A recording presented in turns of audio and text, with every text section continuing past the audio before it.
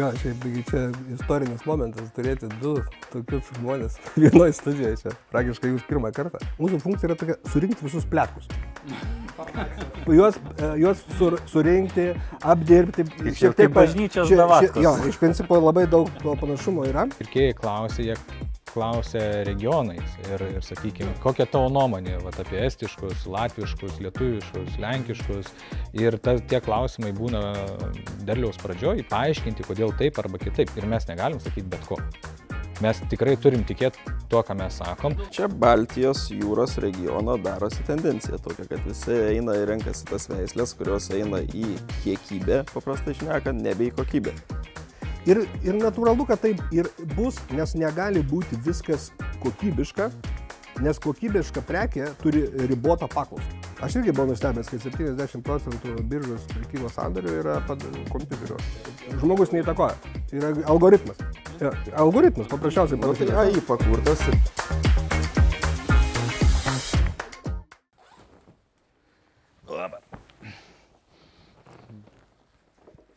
Jūs jau įrašinėjat? Paspaudėt mygtuką? Manau, čia kokią valandėlę, pusantros, iki 2 tikrai turėtumėm spėti. Greičiau. Jo, šiaip čia istorinis momentas turėti du tokius žmonės vienoje studijoje čia. Praktiškai jūs pirmą kartą.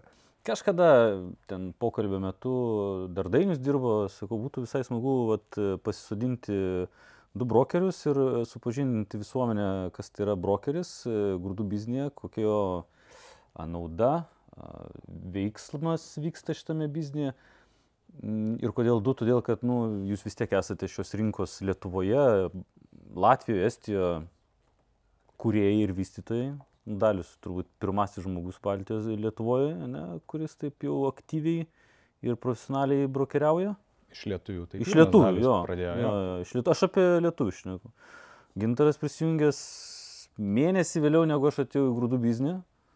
Ir mes kartu 10 metų ar 9 metus. Dabar, kai brokeris, jau pavasarį bus 11 metų. Tai aš irgi 11 metų grūduose, mes kartu atėjom į šitą biznį, sakykim, tu kaip brokeris, aš kaip grūduose. Ir buvo mintis, kad pasikviesti ir supažindinti, kas tai yra brokeris. Aš brokerių pažįstu, draudimo brokerį žinau tokį, puikiai visi žino, bet kas yra grūdų brokeris ir kokia yra istorija, aplamai brokerizmo, brokerio istorija, iš ko jinai gimė, kodėl tas žmogus yra reikalingas tarp pardavėjo ir pirkėjo, tarp pardavėjo ir gamintojo. Kam jūs reikalingi? Kodėl jūs dirbate šitą darbą ir kokia iš jūsų nauda? Aš manau, kad tas brokerio klaidina apibrėžimą šiek tiek žmonės, nes galbūt teisingiau būtų vadinti tarpininkas, ar ne? Nepriklausomas tarpininkas, kuris atstovauja tiek pirkėją, tiek pardavėją. O ta istorija, šiaip irgi pasidomėjau, iš kur šitas viskas kilęs, tai pasirodo net Egipto laikais dar buvo tarpininkai tarp ūkininkų ir kariuomenės pirkėjų, tiekėjų, miestų pirkėjų, kurie aprūpindavo grūdais. Tai čia keli tūkstančiai prieš Kristų šita specialybė jau buvo. O tokia, kokia jinai dabar išsivystė, tai turbūt čia labiausiai suaktyvėjo 20 amžiaus pradžioj vidury, kai atsidarė Amerikos biržos grūdų prekybos ir labai tapo viskas reglamentuota. Tada GAFTA atsirado, tai... Tarptautiniai susitarimai, standartai, taisyklės... Bet aš sakyčiau, kad lietuvių kalboje nėra teisingo apibrėžimo. Kai pasakai žmogui tarpininkas, tai reiškia tarpinė, aišku, iš karto daug pinigų ir visi tie dalykai... Ir nieko neveikimo. Tarpininkas toks pas mus yra sunkiai suprantamas, kaip ir spekuliantas, taip ir tarpininkas visą laiką labai sunkiai suprantamas. Brokeris, rišasi iš karto, tai čia nekilnojamo turto brokeris, dar ten koks biržos makleris. Draudimai. Bankininkas. Bet vėl yra toksai, bet realiai tai nėra totaliai tokia pati funkcija ir kai aš pradėjau čia tuo užsiminėti, kai pas mane irgi klausdavo, ką aš darau ir kokia ta mano funkcija, patikėkit, po šiai dienai tokio aiškaus atsakymo nėra. Nes galbūt yra teisingas tas žodis, kur naudoja kai kuriuose ir tuose rytų Europos šalyse, rytų Europos aš turiu minėti Middle East, kur naudoja žodį agentas. Iš principo tai yra agentavimas, gal netgi daugiau. Kartu su marketingo funkcija, nes mums svarbu, kad tas santykis būtų pastovus, kad būtų visi laimingi, kad nebūtų nuskriaustų ir taip toliau. Tai nėra taip, kad vienos dienos biznis. Jūs esate kaip advokatas tarp vienos ir kitos pusės irgi toks. Aš važiuodamas šitą laidą galvojau, kai žmonės yra įpratę turėti ir eiti pas notarą, pasitvirtinti bet kokį dokumentą, pasitikrinti, ar tas dokumentas yra teisingai sudėliotas, ar ten jo niekas neapgavo, ar ten neužstatytas turtas, ar taip toliau. Taip lygiai pas mus atėjęs klientas, ten pirkėjas arba pardavėjas, jis praktiškai gauna tą pačią paslaugą, tik nėra taip juridiškai, gal griežtai reglamentuota, kaip kad pas notarą. Šitame biznyje grūdų yra labai griežta taisyklė, žodis yra svarbiau už parašą. Šiaip jo. Čia auksinė taisyklė, ne, vienareikšmiškai. Ir jūs esate, bendraja prasme, jūs esate tokie kaip atstovai, garantuojantis, kad tiek pirkėjas, tiek pardavėjas atitinka tam tikrus moralinius, finansinius kriterijus ir, na, jūs, jeigu jūs siūlote kažkokį pirkėją arba pardavėją, tai galite garantuoti dalinai, sąlyginai, kad, na... Gal žodžių garantuoti nereikėtų švaistytis, nes garantija toks dalykas. Okay, čia gal neteisingas žodis, bet iš principo patvirtinti ir sutikti, kad šitie du asmenys iš vienos ir iš kitos pusės yra suprantantis savo biznį. Yra gyvenime buvę tokiu atveju, kad tu darai biznį ir tavęs kažkas bijo, tu sakai, gerai, okei, aš tau garantuosiu, aišku, ten nėra galbūt sandoris, kuris ten yra 20 ar 30 milijonų lygiai, bet jeigu ten 2, 3, 4, 5 milijonai, tai esu ir aš gyvenime esu pasakęs, kad jeigu kažkas blogas atsitiks, tai čia mūsų kompanijos garantija ir viskas yra okei.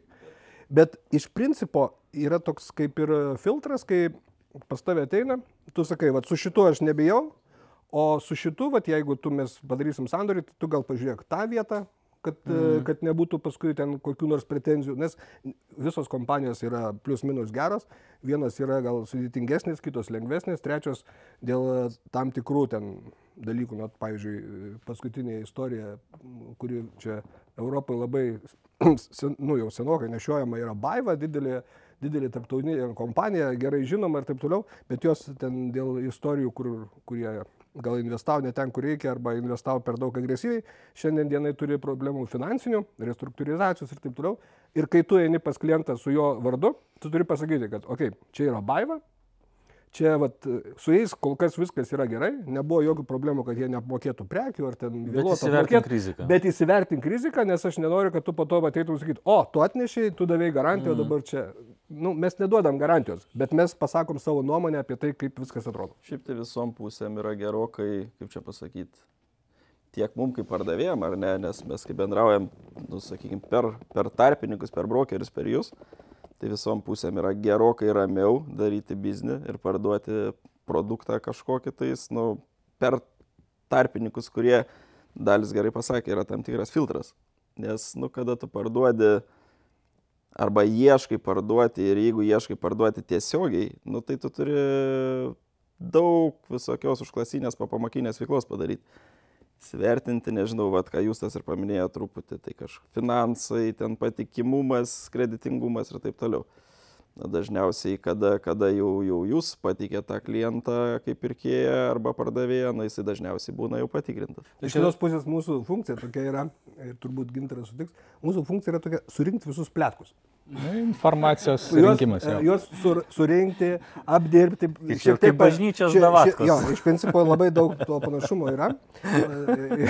Surinkti, kaip viskas atrodo, prafiltruoti, kur yra teisybė, kur tik tai iš tikrųjų pletkai, prieš kažką paskleidžiant irgi reikia gerai žinoti, ar tikrai jau taip yra.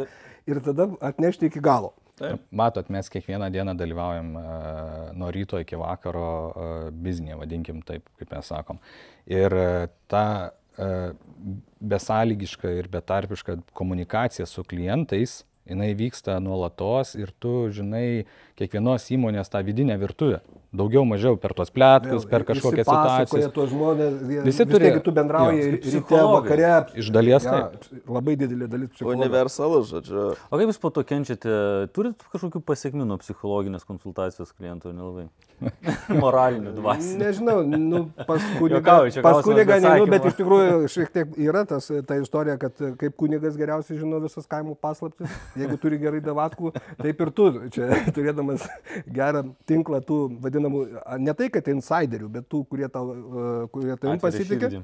Tu susirenki tą informaciją. Ir tas pasikalbėjimas vakarais su klientais arba ryte anksti, arba ten mes dažnai, kad pradedam, aš, pavyzdžiui, asmeniškai mėgstu ryte paskambinti daugam. Po to vakare kai kurie išsilieja. Yra tokių, kurie mėgsta savaitgalį skambinti. Nu, nėra tokių, praktiškai pas tave nėra darbo valandų, nes tu turi visą laiką pakelti telefoną, nes jeigu aš nepakelsiu, tai Gintaras pakels. Aš nepakelsiu, Dalius pakels. Ir tada, kuo tu daugiau žinai, kuo tu daugiau jauti, tuo tu gali daugiau padaryti. Ne tik tai, kad padaryti savo, padaryti apyvartą ir taip toliau, bet ir padaryti klientui naudos, nes išgirsti labai svarbu. Jo, aš dar porą klausimų, kol nepamiršau. Pirmas klausimas ir tokiam supratimui žiūrovui, kad Lietuvoje užauga, priklausomai nuo sezono, 7-8 milijonai tonų viso ko. Grūdų, ne? Grūdai, rapsai ir panašiai. Iš jų eksportuoja Lietuva apie 70+- kažkur. Per jūsų kaip brokerio rankas pravažiuoja procentaliai koks kiekis? 90, 100, 100 ne. 150. Kai tą patį laivą 3 kartus parduoda, tai tada jo, bet šiaip prekybos apimtimis. Fiziškai skaičiuojant, aš manau, kokius 95% mes valdom, kabutėse valdom, bet per mus praeina. Vienokia kitokia forma.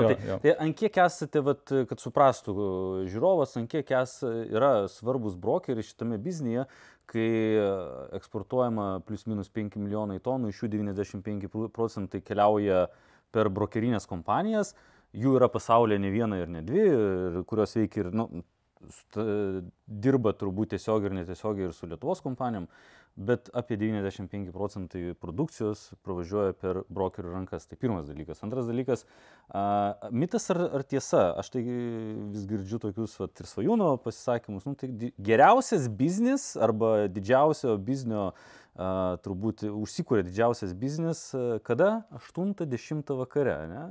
Penktadienį. Per penktadienį. Penktadienis gal jau dabar dingsta, bet vakarais jau. Bet čia yra tos tiesos, ne? Kad jūs vidury dienos... Rytai, sakyčiau taip, lengvesni negu kad vakarai.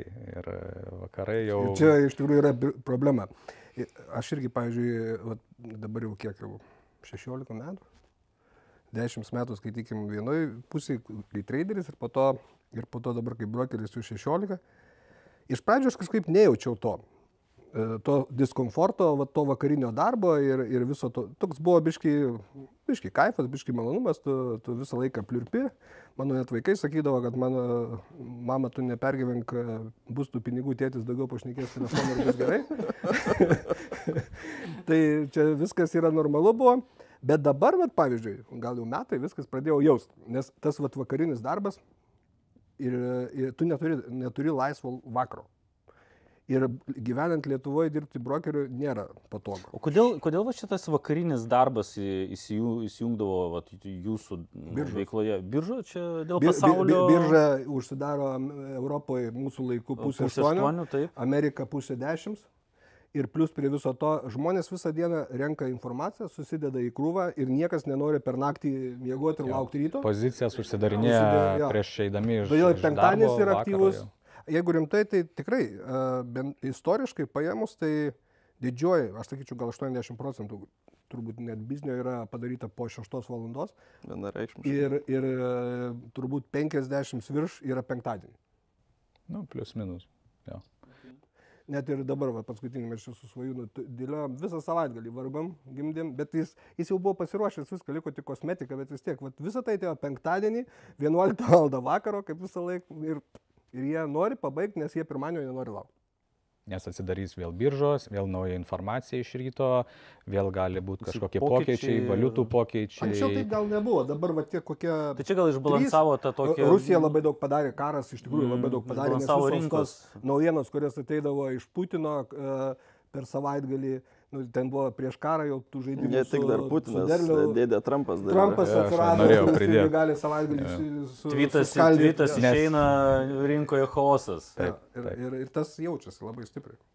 Ok, įdomi jūsų ta virtuvė. Mano patirtis tikrųjų... geriausia būti brokeriu, tai geriausia gyventi kur nors Portugalijoje. Madeira nebloga vieta. Nes yra to 2-3 valandos. Dėl laiko. Jo, dėl laiko. Jo. Labai gerai dėl laiko, blogai dėl vietos, nes tu nejauti kas ant žemės. Nes Lietuva, kaip pavyzdys dabar, neturim ten kaip pavyzdys 12 valandą, o ten UK dabar 10 valandų, ten, nežinau, Ženeva, visi, trading house didieji, tai ten yra. Jie dabar miega, mes dabar atsėdę pasiruošėm, biškai apsišildom. Amerika. Ir tada turime atlaikyti, kol dar jie tik tai ten... Okay. Iš tikrųjų, visą laiką buvo įdomu kalbėti su brokeriais, pažinti jų darbą ir pažinti tą virtuvę, nes jūs kaip žmonės valdote, kaip ir patys sakėt, žiauriai daug ir svarbios informacijos, kuri galiausiai atsiduria pardavėjų rankose ir atsiduria iš pardavėjų Linas Agro tokios kompanijos, ir klientų, ūkininkų, augintojų kiemuose arba sutartyse, ką jie mums parduoda. Nes, visas biznis ateina nuo viršaus, nuo pasaulio, per jūs ir pas mus ir pas klientus. Kaip atrodo jūsų akimis šiuo metu Lietuva su derliumi? Kaip atrodo pasaulis su derliumi ir kokios šių metų tendencijos, iššūkiai? Kas vyksta šiai dienai su grūdų bizniu? Kiekvieni metai yra skirtingi. Čia irgi gal pliusas būnant šitam versle, kad... Ne vienos vasaros ar rudens nebūna tos pačios. Tie patys gintarai, netgi dienos skirtingos. Bet ir šiaip sezonai skiriasi ir aš dar netaip ilgai gal šitam versle. Dalius tikrai ilgiau, bet turbūt paantrins, kad ne vienai metai nebuvo vienodi, visada nauji iššūkiai, jau kai galvoji, kad žinai viską ir padarei viską, vis tiek kas nors nustebina, viskas persiverčia ir viskas vyksta kitaip. 25 metai nuo pirmo laivo, kai aš pardaviau, iki dabar, tai galbūt tu gali rasti panašumų. Galbūt ten kažkur biški kokybė panašesnė, galbūt ten tendencija, problema panašesnė, bet jie niekada nebūna tokia pati. Ir vėl, kadangi vis tiek mes šnekam apie Lietuvą, bet, pavyzdžiui, aš niekada nemėgstu šnekėti apie Lietuvą šitam regione, todėl kad Lietuva, Latvija ir Estija toks yra kaip vienas indas, dabar dar kartais ir Lenkai jau prisideda prie to, bet realiai mes turim tokį vieną, kaip žinot, kaip tą indelį, kur vanduo pakyla, nusileidžia ir vėl visa tai yra susiję. Jeigu tik tai vienoje vietoje kažkas biškai pasikeitė, iš karto pas mus irgi atėjo. Jeigu oras yra blogas Latvijoje, tai tiek pat Lietuvoje, derlius mažėja ten, didėja pas mus ir visą tai vaikšto. Kadangi uostai, Europos Sąjunga, sienos labai laisvos. Mobilu. Jo, labai mobilu ir tu negali šnekėti vien tik apie Lietuvą, nes net ir statistika, jeigu jūs pasižiūrite į statistiką eksporto, ten gali pasimesti. Lietuviai išveža į trečiąsias šalis kviečių, ten kaip pavyzdys 2 milijonus, o realiai tai išveža daugiau. Nes visa masė važiuoja į Latviją, į Rygą, o tada ten pasislepia netgi kartais ir kilmė pasikeičia bevažiuojant, nes ten vėl ta prasme, ne visą laiką to reikia iš tikrųjų, nes yra kviečiai ir jeigu tau važiuoja Europos Sąjungoje, dažnai kontraktuose mes rašom EU origin, tai EU origin tai kokią nori gali užrašyti. Taip, be abejo. Ir aš kai žiūriu visą regioną, tai aš žiūriu į visą regioną, o ne į Lietuvą. Baltijos jūros regionas, gal taip teisingiau būtų vadinti. Net jau ir taip darosi, jo. Nes mes... Ir tada tos sąlygos skirtingos, jos labai skirtingos ir jos kiekvienais metais sukuria naujas galimybės. Ir jums, kaip prekiautojams ir tiems augintojams, kurie augina, aišku, labai sunku visą tai pasakyti, kaip bus. Kartais jau liko 2 savaitės. Atrodo, jau dabar tai tikrai žinau, pradeda visi tuos mygtukus spaudyti. Ir už 2 savaičių sako, oho. Aš labai gerą datą atsimenu, birželio 13, nes yra vestuvių mano metinės. Kitaip, žinai, kaip vyrams sunku atsiminti vestuvių metinės, bet dėl ko atsimenu, dėl to, kad vieną, čia nežinau, kokie 4 metai atgal, su Dainium birželio 13 dieną stovėjom ir sakėm, va dabar rekordinis sezonas. Ir nuo birželio 13 iki Liepos kokios gal 5 neįlašo lietaus. Prasme, visiškai gal 2-3 metai buvo, nebeatsimenu, čia 2, kur buvo žiauriai sausra. Šiek tiek trūko grūdo. Jo. Ir iš to potencialo, nes visai šnekėjom, kad potencialas laukuose yra žvėriškas, ta prasme, viskas atrodė idealiai, per tas lauko dienas važiavam, viskas puikiai atrodė. Ir finale turėjom, vat kaip tu sakai, kelias savaitės. Ir per kelias savaitės, disaster buvo.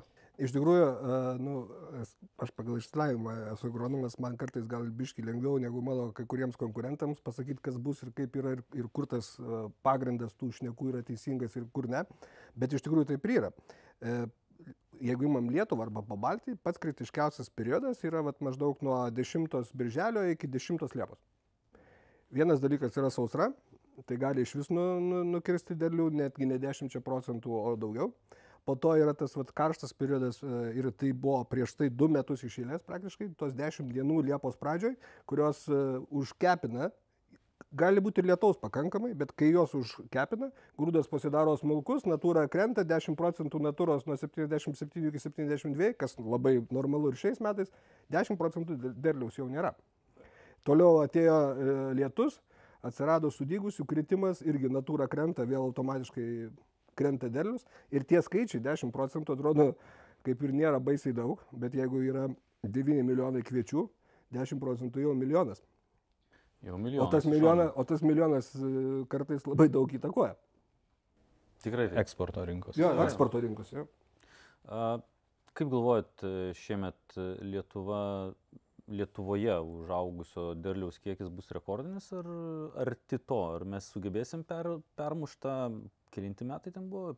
17, 18, kur ten buvo rekordas. Derlingumo tai tikrai ne. Pačio derlingumo. Derlingumo aš netikiu. Nes kada būna rekordinis derlingumas, tada kada visi smulkus visur turi gerą derlių. Visi be išimties. Jo, ir aš šneku ne tiek stambus, bet ypač smulkus yra svarbus. Kai pavyzdžiui, ten koks Anykščiai, Rokiškis, Kretinga, Šilalė, ten Mažeikiai ir ten net ir Alytaus kampas ar Prienai turi gerą derlių. Tai kai jie turi gerą derlingumą, tada gali sakyti, kad jau šiemet bus, nes jie duoda tą, nenumuša to vidutinio derlingumo. O šie metai yra tokie, kad taip nėra. Yra galbūt neblogai, sakykime, tam pačiam Prienų rajone ar ten Alytui. Šiemet jie ten iš pradžių kentėjo, bet paskui gavo lietaus, viskas pasitaisė. Bet nukentėjo ten, kaip pavyzdys, Kupiškis, nukentėjo Šiaurės Lietuva labai stipriai ir labai stipriai nukentėjo netgi geras regionas kaip Joniškis, kuris duoda stabilumą, o šiemet nukentėjo dėl to per didelio lietaus. Bet įdomus dalykas buvo ir tas, aš šnekėjau su vienu ūkiu, turiu senų draugų, tai vienam jo ūkyje praktiškai skirtumas yra 20 km. Derlius rapso skiriasi per visą toną. Šalna ir plius lietus. Būtent toje vietoje gavo vieną dieną 100 mm lietaus ir praktiškai visą tai nužudė tą derlių arba tą pabaigą. Lygiai taip pat kaip sausra nužudo, taip lygiai ir drėgmė gali nužudyti. Ir aš kai važiavau, man atrodo, kad čia buvo Liepos pradžioj, buvo į Latviją, buvo keista matyti, kad Lietuvoje, kai pervažiuoju į sieną link Bauskas, kad Lietuvoje viskas atrodo žymiai žaliau negu kad Latvijoje. Šiaip, kuo eini į šiaurę, to turėtų būti kaip ir vegetacija vėliau, bet buvo atvirkščiai, vien tik dėl to, kad pas juos buvo tiek daug ten drėgmės, kad šaknys negaudavo oro, užduso ir jie pradėjo, tas vadinamas maturity, subrendimas atėjo anksčiau. Žiūrėk, ir tas jaučiasi jau dabar derliui. Dabar kokybė, mes matome puikiai Lietuvą, šnekam apie Lietuvą. Lietuvą galim suskirstyti į 2 zonas. Šiaurės Lietuva ir visa likusi Lietuva, dėl kviečių kokybės. Šiaurinė Lietuvoje užaugusi kokybė, jinai yra maistinių grūdų pagal mūsų galiojančius LST standartus. Ir dabar, Gintarai, žiūrėk, aš neinu pas tave, turėdamas ten keliasdešimt tūkstančių tonų, kaip klientai mėgsta sakyti, labai geros kokybės, aukšto baltymo, bet šiek tiek prastą natūrą grūdo, 74. Ką tu su jais nuveiktume tarptautinį rinkai? Rastum pirkėją už labai gerą kainą, žinoma. Ne, taip pirkėją visada tu gali rasti, klausimas tik tai už kiek ir kam tie grūdai bus panaudojami, nes visi grūdai gali būti kažkam tai panaudojami. Tada ne veltui buvo tie parametrai sugalvoti, pagal ką reglamentuoja, skirsto juos ar ne. Ir pagal atsižvelgiant į parametrus, tada yra skirtinga paskirtis. Bet mūsų galiojantis LST standartas, kuris yra senas kūrinys. Paveldas iš senų laikų. Versus eksportinė kokybė. Neviniokime į vatą, tai yra senas gostas, rusiškas, išverstas į lietuvių kalbą. Ir Aš nežinau, priešistorės, tai nenoriu ginčytis, net komentuoti. Bet 100%, jeigu jūs palyginsite eilutes, netgi pagal eilutę ir sulyginsit su rusišku, net ir dabartiniu gostu yra 1:1, net ir parametrai išlikę tie patys, 220 kritimas, 105, galėsit pasižiūrėti ir natūra 73 ta pati. Visa tai yra gostas, išverstas į mūsų kalbą, vadinta LST ir daugiau praktiškai kosmetikos ten nedaug yra padaryta. Įvedė tą vadinamą, turbūt ekstra klasę, aš net nežinau, ar ją įvedė. Ne, nėra. O mes ją prekiaujam. Ir tai dar ekstra klasė mūsų kiekvieno čia toks jau individualus kūrinys, nes pas kažkuria kompanija ekstra klasė gali būti 2,80 kritimas, pas kažką 2,75, pas kažką 2,95. Bet čia tik toks vienas, turbūt vienas iš tų rodiklių, bet visi turi 14 baltymas, 7,8 saikas, 28 glitimas. Bet jūs tai, kiek įdomus yra dalykas, ne? Visi bando pasakyti, kad be to LST mes negalim prekiauti. Jis kaip tėvė mūsų, o dabar turim ekstra klasę, kuri nėra LST standarte ir prekiaujam. Jo, ir mes turime patys asmeniškai tą jau vadinamą netgi super ekstra įsivedę šiemet, kur 15 baltymas, bet šiemet kol kas tokio labai daug nematėme. Bet ką aš noriu pabaigti mintį ir paklausti Gintaro toliau, kad gerai, LST apibrėžė tam tikrus kokybinius rodiklius, ten antra klasė 74 saikas ar netgi pirma klasė, jeigu elevatoriai. Bet FOBE arba tarptautinėme treide su tos pirmos klasės kokybė, tu negausi tų 14 ar 13 kainos. Tu gausi tai apibendrinant tą, ką jūs dabar kalbėjot, kad, sakykime, tas LST standartai ir parametrai, kurie ten surašyti, ir tą, ką mes prekiaujame tarptautinėje rinkoje, tai yra kaip diena ir naktis.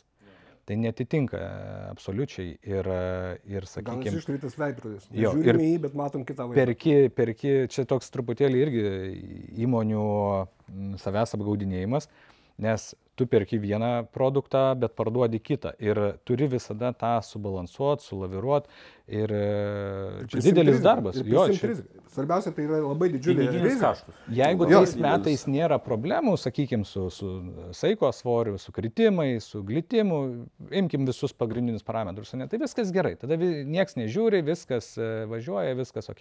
Bet kaip dabar jau matom kelinti metai iš eilės dėl klimato kaitos, dėl tų lietų, dėl sausrų visokiausių iššūkių, atsiranda jau tie nuokrypiai, tai pasidaro labai didelė problema. Ir sakykime, tai nėra tai, kad kažkas nori dabar čia tiem ūkininkam padaryti blogiau. Ne tame esmė. Esmė yra tokia, kad mes esame eksportuojanti šalis.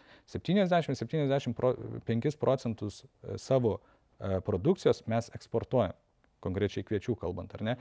Tai vadinasi, kad pirkėjas, malūnininkai Ispanijoje, Nigerijoje, Pietų Afrikoje, jie pateikia reikalavimus, pagal kuriuos jie perka tuos grūdus, ar ne, tarptautiniai rinkai. Nes pirkėjas vis laik teisus. Ir rinka yra atvira. Jie neperka tik tai iš Lietuvos, ar ne, tik lietuviškų grūdų. Jie perka lenkiškus, jie gali pirkti vokiškus, gali pirkti tuos pačius rusiškus, ar ne. Ir tie parametrai yra duoti pirkėjo. Visiems vienodi. Visiems vienodi, bet tai reiktų pabrėžti. Ir mes kaip tiekėjai, jūs šiuo atveju turite atstovėti tą kokybę, nes jeigu jūs pasiūlylote mažiau, taip, tai gali būti, kažkurie parametrai netitinka, taip pirkėjas gali sakyti, okei, aš perku ir tuos mažesnius, bet su tokia ir tokia nuoskaita. Nes kiekvieno parametro, sakykime, reikšmė yra individuali.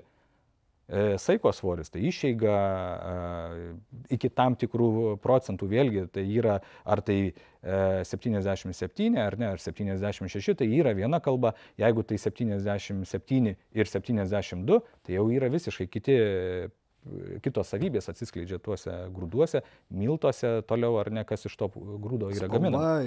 Pelningumai, sėlenos, visai kiti dalykai. Tai visa ta kokybė labai daug įtakoja galutinį produktą. Ir esmė yra tame, kad mes realiai parduodam žaliavą. Tai kai tu parduodi žaliavą ir jeigu ji yra tokia žaliava, kurią gali nusipirkti kiekvienam kampe, tai tu eini pirkti ten, kur jį tau patraukliausia. Kainos ir kokybės santykis. Kainos ir kokybės santykis. Jo, jeigu tu šiandien dienai visur turi bėdą, jeigu šiandien dienai, pavyzdžiui, būtų su ta pačia, kaip pavyzdys, natūra, ne? visur problema ir Rusijoje, ir Lenkijoje, ir Vokietijoje, ir dar kažkur tai tada visi kažkaip bandytų prisitaikyti, adaptuotis prie to, nu ir tuos vienus metus išgyventų. Nu, aišku, nueitų iki kepyklos, ta kepykla būtų nelaiminga, tie miltai biškai netokie balti, viskas tvarkoja, bet jeigu viskas yra gerai, nu tai eina ten, kur yra dar geriau. Jeigu šiandien dienai aš parduodu, nu, labai geras pavyzdys šie metai yra. Mes turim 77 natūrą parduodam ir 77 parduoda Lenkai. Ir ką perka? Lenkus. Žinot kodėl? Todėl, kad pas juos nėra istorijos, kad pas juos gali būti problemų, pas juos natūra yra stabilesnė, nebuvo taip, kaip pas mus, kad yra nuo 70 ar netgi žemiau 70 iki 77, reiškia grūdų kokybė yra stabilesnė, nėra to tokio vadinamo mikso, kuris ten tau papuolė vieną mašiną vienokią, kitokią ir taip toliau, ir tie dalykai duoda stabilumą. Ir tada, net jeigu kaina ta pati, jis sako, ne, aš šiandien nepirksiu.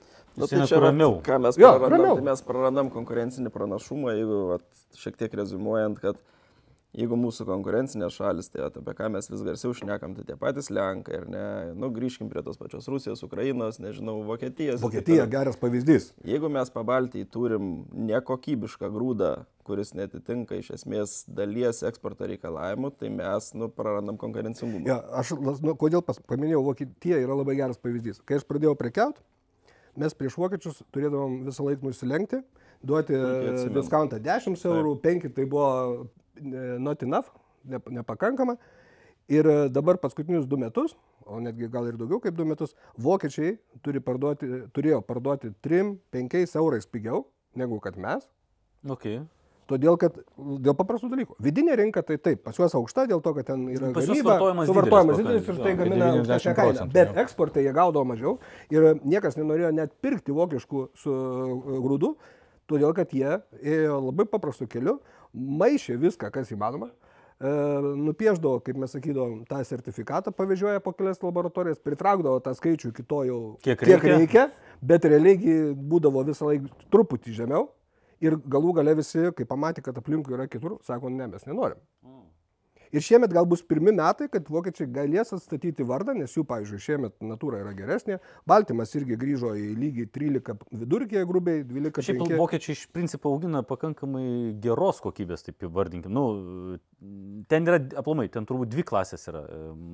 Visi augina kviečius. Jo. Ir toliau klausimas, kokia veislė, ant kiek ta veislės genetika yra pritaikyta malūnui arba tiem miltam, kuriuos mes įpratę vadinti, tas HRV arba mūsų vadinami nedurmas, bet kietieji kviečiai yra iš tos pačios klasės. Vokiškai yra ta pati genetika. Ir ta A kategorija arba E kategorija, anksčiau pas mus E kategorijos buvo Zenta, ten Busardas, tiek Aronas, ten visos tos veislės, kai pas mus sudarė 70-80%, mūsų kviečiai buvo tikrai auksiniai. Ir jie buvo su premija. Nereikėdavo nieko daryti ir jie jau būdavo geri. Bet derlius kiekis būdavo? Būdavo mažesnis derlius, taip. O po to, kai mes pradėjome vežti vadinamus labiau minkštus kviečius, kurie yra kaip iš Prancūzijos pavyzdys, jie yra visai kitokia kokybė. Ir tu gali turėti aukštą baltymą, bet neturėsi kokybės. Vokietijoje irgi pasikeitė struktūra, jie irgi turi ir B kategoriją, ir ta B12 vadinama, jos didėja, atsiranda netgi dargi žemiau negu B, ir nenori, mes turim šiandien dienai ir vokiškus kviečius, žemesnės kokybės, todėl kad jie irgi ėjo paprastu, nu ne tai, kad paprastu, bet paprastu keliu, ta prasme, kad jam reikėjo išgyventi, jam reikėjo užauginti daugiau. Čia Baltijos jūros regiono darosi tendencija tokia, kad visi eina ir renkasi tas veislės, kurios eina į kiekybę, paprastai šnekant, nebe į kokybę. Ir natūralu, kad taip ir bus, nes negali būti viskas kokybiška, nes kokybiška prekė turi ribotą paklausą.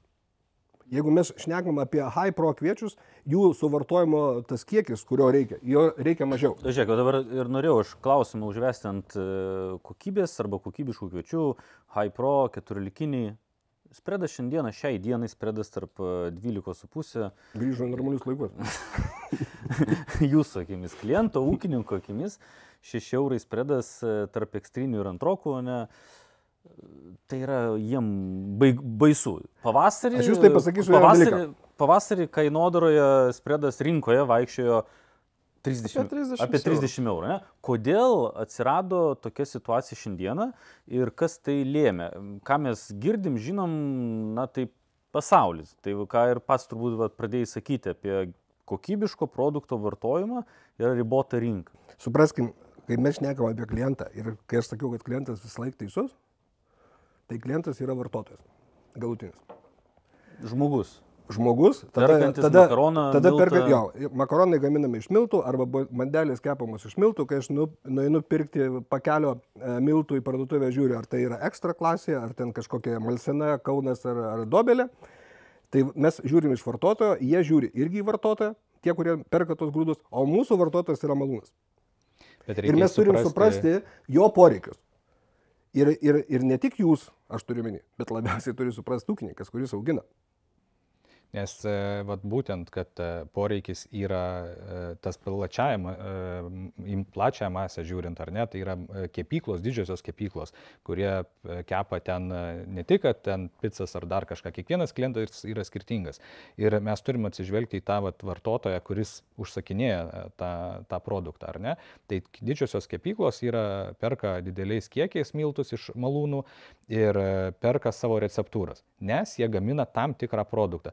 Jeigu kepykla kepa baltą duoną, forminę ar ne, tą tostę vadinamą, tai jie ir kepa, bet jie nori, kad jinai būtų šviesi, graži, iškiltų teisingai, nebūtų skylių viduje ar ne, bet tą reikia pagaminti tam tikrų savybių. Plus reikia stabilumo. Ir tai turi būti homogeniškai. Supraskite, jeigu šiandien dieną nupirkau vieną laivą vienokį, o kitą laivą kitokį, jau yra blogai. Nes jie tuos visus priedus, kurios ten vis tiek yra tam tikri additives, tai jie perka pakankamai ilgam laikui, jie negali taip tų receptūrų kaitalioti panašiai kaip norite.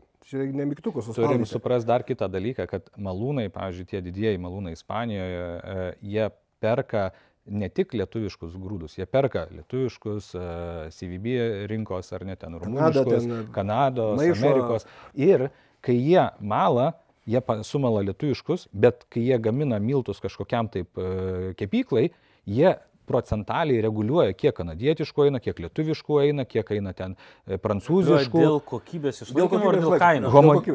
Homogeniškumą išlaikyti. Iš principo yra abu dalykai svarbus. Yra ir kokybė, ir kaina. Jie kaip ir sako, mes galim pakeisti kanadietiškus 15,5 baltymą, lietuviškais 14, proporcija ir tada mažiau dėti, pavyzdžiui, bulgariškų ten 12 arba prancūziško 12 baltymo, bet tokiu atveju turi kainą. Bet turi irgi atitikti lietuviški tam tikrus parametrus. Negali bet ką. Jo, nes iki tam tikro procento tai gali užkeisti. Žiūrėkit, tai čia šiek tiek gal surezimuojant apie tą kokybę, kad žiūrovas teisingai suprastų. Jūs to buvo klausimas, jeigu, pavyzdžiui, aš turiu 74 saiką, ar tai maistinis, ar tai nemaistinis, kam jisai skirtas ir taip toliau. Tai iš esmės, kad ir grūdas 74 saiko, realiai kažkokią dalį to grūdo tie patys malūnai gali suvartoti, bet viskas yra kainoje. Bet tai buvo labai geras pavyzdys prieš 3 savaitės. Sėdėjom Kopenhagoje per tą konferenciją vėlų vakarą. Labai geras pavyzdys. Ir buvo prie to stalo jau gerokai naktis. Ir tą klausimą 3 kartus buvo pakėlę, kai 4 kartą priėjom, aš jau išėjau namo. Bet istorija buvo labai paprasta. Sėdėjo Dobelė, Kristapsas, generalinis Dobelės. Ir sėdėjo vienas iš Pietų Afrikos, iš didžiųjų pirkėjų, malūnų. Ir jie diskutavo, ar 70, nes klausimas buvo pakeltas, 75 natūra yra maistiniai kviečiai ar nemaistiniai. Galima juos malti ar negalima. Tai jie priėjo išvados, kad taip. Iš principo galima. Bet tai kainuoja labai daug. Suskaičiavo 4%, berods net ir Kristapsas, kuris sakė, kad jis pripažino, kad lengviau, nes jo malūnas ten biškai yra kitoks. Išeigos visos. Ten labai priklauso dar nuo malūno. Bet jis gali, bet maždaug 4% kainuoja. Tai va, 77 ir 75, 4%. Mes šiandien 4% kainos. Pirkimo, pardavimo kainos. Ne, žiūrėkit, dar irgi turim suprasti vieną dalyką. Kai mes kalbam šitoje auditorijoje, ar ne, tai mes ir sakom žodis kaina. Tai mes įsivaizduojam kainą Lietuvoje, ne? Bet kai kalbėsi su malūnu, tai jis turi kainą tenai. Jis galvoja apie Ispanijoje arba Nigerijoje ir tada mes turim pridėti ne tik, kad nuvežimą iki Klaipėdos, pakrovimą į laivą, laivo nuplukdymą į tą destinaciją, ar ne, iškrovimą, pervežimą grūdų į sandėlius, saugojimą, pervežimą į malūną ir tada sumalt. Tai va čia iš tos kainos malūnininkas skaičiuoja tą netekimą, sakykime, ekonominį, nes jisai moka už papildomus produktus, sėlenos ir ten visi kiti nuovalos, kurios lieka, ar ne, dėl prastesnės kokybės, va, kalbant apie natūrą, jam tai yra šalutinis produktas, kurį jis turi perparduoti, bet jis jį atsivežė kartu su savo. Tai visa ta dedamoji, tą šalutinį produktą atsivežti, irgi kainuoja jam grubiai nuo ūkininko iki malūno, nu, aš turbūt spėčiau 80 eurų. Daugiau. 100 eurų, jo. Manau apie 100 eurų, jeigu keliaujame. Priklausomai nuo kur, jo. Į kur, koks fraktas, bet... Jeigu Lietuvoje grūdas antros 12,5 eksportas kainuoja 190 galbūt eurų, tai jeigu 100 eurų dar kainuoja papildomai ar net ten iki galutinio pirkėjo, tai reiškia 290 eurų. 290 eurų, 4%, kas čia yra 12 eurų beveik. 12-13 eurų. Jo, tai... Nes 2,5 šimtų yra... Tai bet čia mes tik šnekam apie natūrą. Taip. O grūdas iš ko susideda? Glitimai, kritimai ir taip toliau, ir taip toliau. Labai daug ko netgi kontraktuose, kuriuose jūs pasirašote su ūkininkais, dar nėra daug parametrų, kuriuos mes rašome į pardavimo kontraktus. Ir aš nežinau, čia buvo kažkas tai pasakęs, kad kodėl jūs čia neparduoda ten į tą destinaciją, net pažiūrėkit, tengi perka tokius grūdus. Bet niekas neatsižvelgia, kas yra dar punktai kokie, sunkieji metalai, ta prasme, krūva pesticidų likučiai. Kam nors, kam įdomu, tegu atsiverčia ir pasižiūri pilną tyrimų spektrą, kurie yra daromi kraunant į laivą. Ir supraskime vieną dalyką, kad kai kurie dalykai, jeigu tu žinai maždaug iš kur tu perki, turi istoriją arba turi tam tikrus, kaip mes, pavyzdžiui, brokeriai, irgi galim pasakyti, kad okei, šitoje vietoje tu gal, jeigu pirksi ir su pilna garantija, ten nuo iki su visais ten tais po kablelio skaičiukais, tai tau kainuos tiek, o jeigu tu pats prisimsi garantiją, kas greičiausiai irgi nebus problema, tai bus tiek. Nes kiekviena papildoma ta garantija kainuoja pinigų, nes tai yra rizika. Ir visą laiką galima rasti kažkokią tai kainą ir maržą, jeigu yra marža. Bet jeigu jos nėra, tada visi nori nupirkti kaip galima arčiau. Ir jeigu prieš 10 metų prekiavom ar prieš 15 metų tos maržos buvo geresnis, tai dabar dėl tos visos konkurencijos jų praktiškai neliko. Ir visi tie, kurie tarpe, pavyzdžiui, nuperka kažkoks vis tiek dažniausiai tarp malūno ir jūsų, kaip Linas Agro, dar yra kažkas, kas nuperka, nuveža, finansuoja, sudėlioja visą logistiką ir taip toliau, jie irgi uždirba. Ir patikėkit, aš kai pamatau, kaip jie skaičiuoja $1 ar ten $1.5 skirtumą visoje toje logistikoje prisima dar riziką, tai vienas sudėgymas ir tu esi viskas. Palaidotas. Bankrotas. Nes tas vienas laivas gali kainuoti tiek baisiai, kai tau reikės jį perparduoti. Jūs patikėkit, čia tada jau ne €1 klausimas. Ten klausimas, kas nupirks. Suras. Labai brangu. Bet aš turėjau vieną labai gerą pavyzdį dar, kai dirbau traderiu. Irgi paprasčiausias inspektorius kokybės, kuris ėmė pavyzdžius su ūkininko, pažįstami draugai, gal alų kažkur gėrė kartu ir įleido 500 tonų sukritimu, ten apie 150 į laivą, kuris buvo 250. Atrodo, jerunda, 20 000 laivas, absoliučiai nedidelė problema. Įdomiausia buvo taip matyti, kad vienas siunčia survejeris, rodo vieną kritimą, kitas kitą. Užplombuoti, viskas, pasirodo, plombas padirbo. Ir tai visa laimė, kad mes išsigandom irgi, nepriėmėm tik vieno pusės to komentaro, kad viskas gerai, nutarėm, kad tą laivą visgi nesiunčiam į Libiją, aš žinau, kad į Libiją įsėjo, siunčiam į kitą vietą, kur pirkėjas turėjo savo sandėlį kontroliuojamą. Ir sakom, tada tie du inspektoriai važiuoja į tą vietą, iškrovime abudu dalyvauja ir kuris kaltas moka už visą tą pasirodymą. Ir ką? Ir taip ir buvo. Tas survejeris, kuris rodė, kad viskas gerai, pasirodo, buvo neteisus.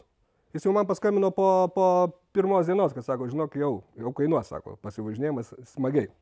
Tai gerai, kad mes laiku pamatėm, nenusiuntėm į Libiją. Jeigu būtume nusiuntę į Libiją, tą laivą būtų neiškrovę, o kažkur būtų reikėję perplaukti. Tai tengi 10 eurų į vieną pusę, 20 eurų į kitą. Kai visi žino, kad kažkur laivas yra su problema, tai jis kainuoja per pusę. Oi.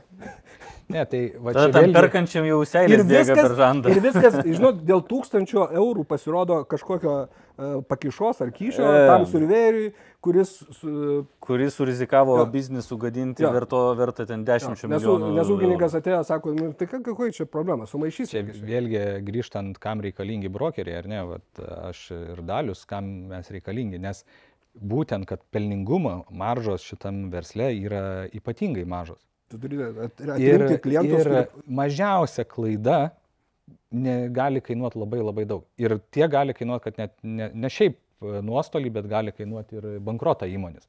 Tai vat, esam tam ir mes, ir todėl tas papildomas pasitikėjimo garantas reikalingas, kad tu suvaldyti tų galimų rizikų šansų. Ne, tai tu įspėjai, kurioje vietoje tu tikrai turi pasižiūrėti, kur gal tikrai nereikia labai bijoti ir čia nebus problema.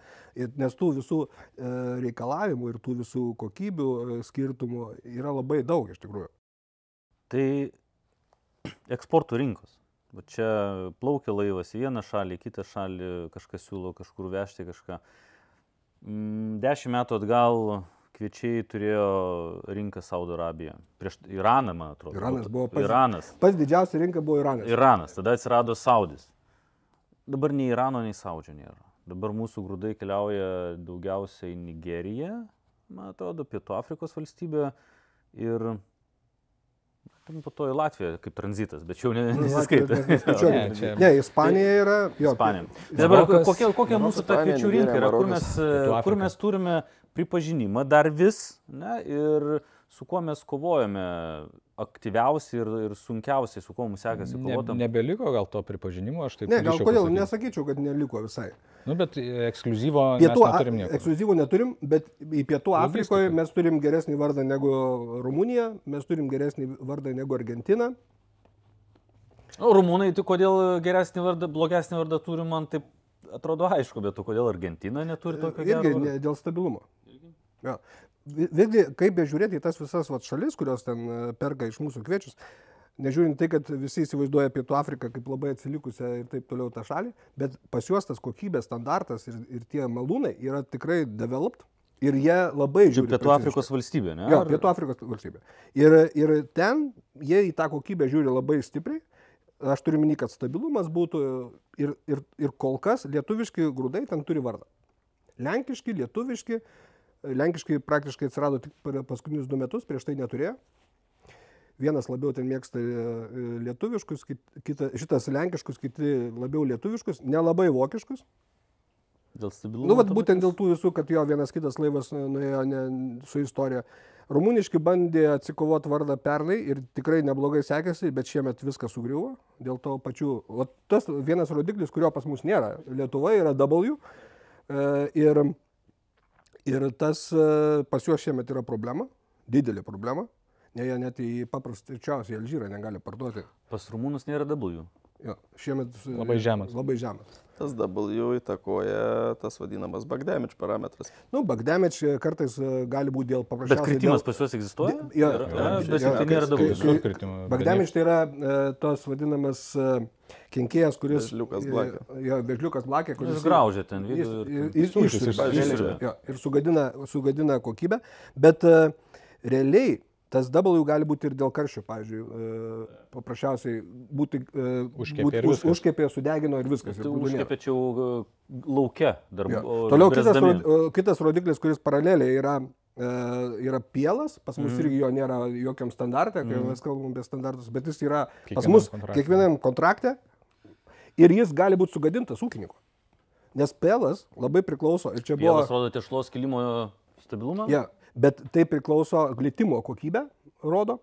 Ir jeigu tu tik tai džiovinsi labai aukštą temperatūrą, sudeginsi, tu turėsi aukštą pielą, sudeginsi glitimą ir infratekas rodys, bet kai tu plausi glitimą su glitomatiku, jis bėgs kaip vandenėlis. Tarp kitko, Lietuva turėjo šitą problemą dar tais laikais, kai buvo intervencijos. Ir aš atsimenu, kad tada Glencore'as nupirko tą visą šūdą, atsiprašant, plungės elevatoriai ir pardavinėjo 2 metus. Nes iš tikrųjų, ten liko visi tie grūdai, kurie netiko į Baltarusiją išveš, nes Baltarusiai plaudavo glitimą su rankomis ir kai tu plauni, tu negali išplauti, paprasčiausiai subyra. O čia kokie 95? Ne, čia 2000 gal 5 ar 4, dar intervenciniais laikais, žinau, kad viskas buvo suvežta į plungę, tas intervencinis sandėlys ir ten buvo likęs visas šūdas, kuris jau neparduodamas. Glencore'as nupirko jį ir po to ilgai nuobodžiai pardavinėjo. Nes kas tau pirks grūdą, kuris realiai yra pašarinis. O šiemet ta istorija yra problema, ne visai 100%, bet yra Estijoje. Todėl estų visi bėgo iš karto, toliau. Sako, Estijoje iš kur ta problema atsirado? Todėl, kad šiemet buvo lietus. Per džiovino. Ir staigiai džiovino. Jie patys susigadino. Taip, jie džiovina aukštoj temperatūrai, įsivaizduoju, kad ateina drėgmė 25 ir tu numeti ją iki 14 minų įėjimus. Lietuvoje pasitaiko tokių ūkių. Buvo prieš 2 metus, labai nemažai, šiemet praktiškai kol kas aš negirdėjau. Bet yra ta problema. Jeigu pėlas yra 1,5 ir daugiau, viskas. Tarp kitko, yra vienas labai didelis ūkis Lietuvoje, pernai turėjo tą bėdą, pasvalį. Aš su juo visą laiką bendradavau, pernai sako, padėk man parduoti, sakau, negaliu. Kai pamatėm kokybę, sako, kodėl? Sakau, žinok, aš negaliu apgauti žmonių, su kuriais aš dirbu. Pas tave grūdai, sakau, yra pašariniai. Ir tai yra labai didelė. Sakau, mano patarimas tik tai vienas. Labai maža srovelė, kažkur tu gali išmaišyti, bet tai reikia labai didelio kiekio. Kitaip neįmanoma. Tais maišymais atsargiai. Bet sakau, labai maža srovelė, tu negali taip maišyti bilę. Pastaba arba pastebėjimas, kad šitų rodiklių mes netiriame pagal standartus ir nėra tai apibrėžta, nes vienas dalykas, jie neužtrunka tiek greitai ištirti kaip infratekai kišti ir va čia pisti ir atsakymas. 10 minučių ir atsakymas. O ten reikia jau pasikankinti ilgiau. Tai kiekvienos mašinos mes tikrai nepajėgus būtume niekaip ištirti. Bet aš nesuprantu, kodėl ūkininkai nenori, ir gal tai būtų netgi teisingiau, kodėl jie nenori, kad tie tyrimai atsiskaitant už grūdus, būtų padaromi normalioje laboratorijoje, kaip priklauso, vėliau. Nes kodėl, pavyzdžiui, cukruje, tai viskas yra gerai. Cukruje tuos daro tyrimus normalius. Ir niekas nesako, kad kažkas mane apgavo. Bet kažkodėl grūduose... Tai cukraus rinkoje gal konkurencinė aplinka yra šiek tiek mažesnė negu grūdų rinkoje. Nes tai yra monopolis, tai nėra konkurencija. Tai va, apie ką kaip pasakė, tai yra gerai. Aš esu vienas šeimininkas, kaip sugalvojau, taip ir bus. Įstatymų ribose. Bet tai nėra, kad jie apgaudinėja. Aš nesakau, kad apgaudinėja. Jie garantuoja savo kaip patikimų atsakymų rezultatą. Lygiai taip pat rapsų aliejus. Pagal infrateką tai yra kreivė į šoną, sakykime, taip švelniai tariant. Tikrasis aliejus yra tyrimas laboratorijoje, o tyrimas užtrunka, nežinau kiek. Valanda, ne valanda, bet užtrunka tyrimas ir jis nėra greitas. Ir netgi daugiau negu parą, bet tokiai. Jo, jisai užtrunkantis tyrimas, bet ir už tai mes ir gauname ten tą kažkokį premiją už aliejų, bet ne infratekas atsakymas yra koks pas tave aliejus. Tuo pačiu rapsų irgi yra rizikų, kad gali būti padegintas rapsas ir tas aliejus infratekį rodo gerai, o fakte jo realiai nėra. Jūs tai aš pasakysiu taip, grūduose, ypač maistinėse, šiandien pašarinėse, tai kažkaip viskas yra paprasčiau, 4 rodikliai ir jau daug maž aišku. Ir tai dar sudygusius, tai galima prisigalvoti, ar yra visual sudygę, vizualiai matomi, ar iš tikrųjų yra sudygęs viduje. Su pašaru yra paprasčiau. Bet su pašaru yra lengviau. Maistinėse šiandien dienai mes iki begalybės galėtume diskutuoti, kur kiek dar yra nertų dirvonų, va toj vietoj susikalbėjimo tarp ūkininko ir jūsų, nes praktiškai čia yra didžiausias skylė. Toliau jau viskas yra normaliai, bet va toj vietoje yra pekla, nes kitu atveju jūs neparduotumėte kitur, jeigu kur beisi, tu gali nusilaužti koją. Jūs šiandien perkat visus kviečius kaip kviečius. Taip? Jo, daliu, su spredais kokybė. Toje vietoje išleidžiam labai daug pinigų, tai reiškia, ką mes šnekam, kad to, ko mes netyriam, kai šūkininką priminėjant grūdus, tai mes tyriam po to, kai mes tyriam. Mes leiškės darom, yra monitoringo programos kokybinės, kur mes įmam pavyzdžius, kaupiam kas 1000. Realiai mes ūkininką X, kuris atvežė blogą grūdą, mes galim lengvai atrasti. Ta prasme, nes jisai papuola į lotą, mes turim kiekvieną loto pavyzdžius, mes tą darom, už tą mes išleidžiam begalę pinigų iš esmės, nes tas brangiai labai kainuoja. Jeigu ten paimti, pavyzdžiui, nežinau, pilnas GMP Plus programos tyrimas, vienas tyrimas kainuoja 1800 €. Grubiai jo. Vienas tyrimas. Ir tai reikia daryti pagal visą programą, kas 5000 €. 5000 €. O jeigu rimtai, tai kai kuriuos tyrimus reikia daryti dar dažniau, bet esmė yra tame, kad jūs iš principo priversti tai prisimti riziką Amortizuoti papildomą sau, taip. ir prisimti Taip. riziką. Ir Nes mes turime būti ramus, garantuoti dėl eksporto momentų kraunamų grūdų kokybės ir kaip pats minėjai, dėl papildomų kaštų nepatyrimo. Tai įsivaizduokit, jeigu aš kai perku- laivas vidury kelionės stovi ir nežinai, kur tu jį nusuksi, ar į kairę ir į Nes dešinę. tyrimus Nes jau žinai, kad yra bėda. Atsakymusgi gauni ne tą dieną, kai laivas baigė krautis, Ne. o gauni už savaitės arba 10 dienų. Taip. Tai Jau uždėver 10 dienų, jisai kur jis jau prie Portugalijos krantų. Jau Ispanija turbūt kažkur, praplaukęs, tai- Tai kartą, jeigu trumpesnių atstumų, tai jau būna nuplaukęs, kol dar gauni ir ten vėl prasideda istorija. Jeigu čia varo į Bet Daniją, tai jau beveik ir iškrautas gali. Šita bėda yra viena, bet kita bėda yra tokia, kad dabar jau pradedam šnekėti apie naują derlių iki 26 metų. Nu ir vėl dirbam pagal tą LST, perkam pirmą klasę, 73 natūrą, niekas jūsų iš 73 nepirks. Jūs negalit spekuliuoti, jūs turit parduoti irgi kažką. Ir ką parduosit? Parduosit 77. 77. Nes taip. niekas Dabar neperka jums žemiau 77. ūkininkas jums parduoda viską. Ir sako, mano visą konkurentas tau viską duoda. Nu tai tada jūs irgi galvojat, aha, šiandien galbūt rizika mažesnė parduoti 77 ir 12,5 negu 77 ir 14. Nu bet jeigu premija didesnė, kaip tu sakai, buvo 2 metus, aha, tai gal aš rizikuosiu ir paduosiu 14. Bet tada jeigu jų nėra, tada prasideda Vėl bėda. Vėl bėda. Nu, visą tai nori, nenori. Pernai metų Kazinkė. istorija. Jo, kazino, tik tai biškai daugiau tų skaičiukų ir daugiau spalvų. Žiūrėkit, čia toje vietoje iš tikrųjų turim brolius kaimynus Latvius, ar ne? Jo, geras pavyzdys. Geras pavyzdys. Nes mes, kaip Linas Agro, veiklą vykdom Lietuvoje, Latvijai, Estijoje, ar ne?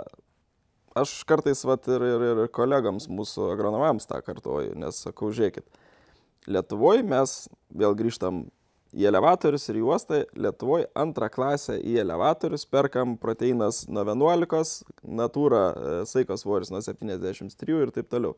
Eksportuoti turim tą pačią antrą klasę, nusipirkę turim eksportuoti 12,5 baltymas, 77 saiko svoris, 25 glitimas, 200 PM, 207 kritimas ir dar 15 kitų parametrų. Bet iš ūkininkų maždaug kainodarą taikam antrą klasę versus šitą. Antra kokybę. klasė lygu 12,5 ir kokią mes laivo riziką Panamaxo. susiamortizuojam, ką padarė Latvijai. Pas Latvijos nėra jokių standartų.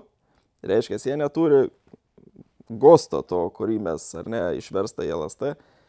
Ir jie perka 12,5 kaip pavyzdys baltymą antrą klasę, 76 saiką, 25 glitimą ir taip toliau. Sugriežtinti reikalavimai. Žiūrėkit, prie ko aš noriu privesti. Šiais metais nekartą girdėjom, kad ūkininkas, tai aš parduosiu grūdus į Latviją, nes Latvijai geriau moka. Tai viskas ok, bet ir Latvijai kokybė dvigubai griežtesnė yra. Tai va, Latvijos aš sakyčiau, kad kokybiniai parametrai tikrai yra teisingi.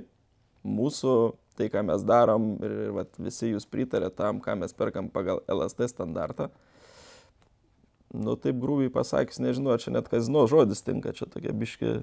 Bet viskas... Mes apie LST standartą nešnekėdavome prieš, kaip ir Gintaras minėjo, prieš kokius 4-5 metus. Visi viskas su kokybė buvo visi gerai. gyveno Nebuvo ramiai ir patogiai. Žinau, problemų. jeigu antra klasė, tai bus minimum 77 saigas. Nu, važiuodavo grūdas. Mes buvo- prekiaudom ir buvo- 78. Buvo Ir trys- 78 buvo- Buvo 3 vasaros, kai buvo karšta, Taip. 10-15 dienų ir jos sudegindavo tą Taip. natūrą. Ir va, tie metai 4 praėjo, jie iš tikrųjų, nu, biški mums patiems ir kaip supirkėjim atvėrė, na, stok, žiūrėk, kas vyksta, tas tavo business back to back 12,5 ir antrą klasę, jisai šiandieną yra, na, Bet aš manau, kazinkė. kad šitoje vietoje vienas dalykas, kuris turi būti daromas ir visų, ne vienos įmonės jūsų, bet visų, ir gal tai po biškį ateis iki žemės, turi būti ta atvira diskusija su ūkininku, kas reikalinga, kaip mes turim gyventi kartu, kiek ta rizika kainuoja Tai viens- visiems, viens be nes kito kainuoja negali. jiems, kainuoja jums ir tai iš principo yra kazino, kad negalima visko maišyti į vieną vietą, kad jūs viskas ok, jeigu tu turi tuos geresnį derlingumą ir mažesnį baltymą, tai nereiškia, kad tai yra blogai, tai yra gerai.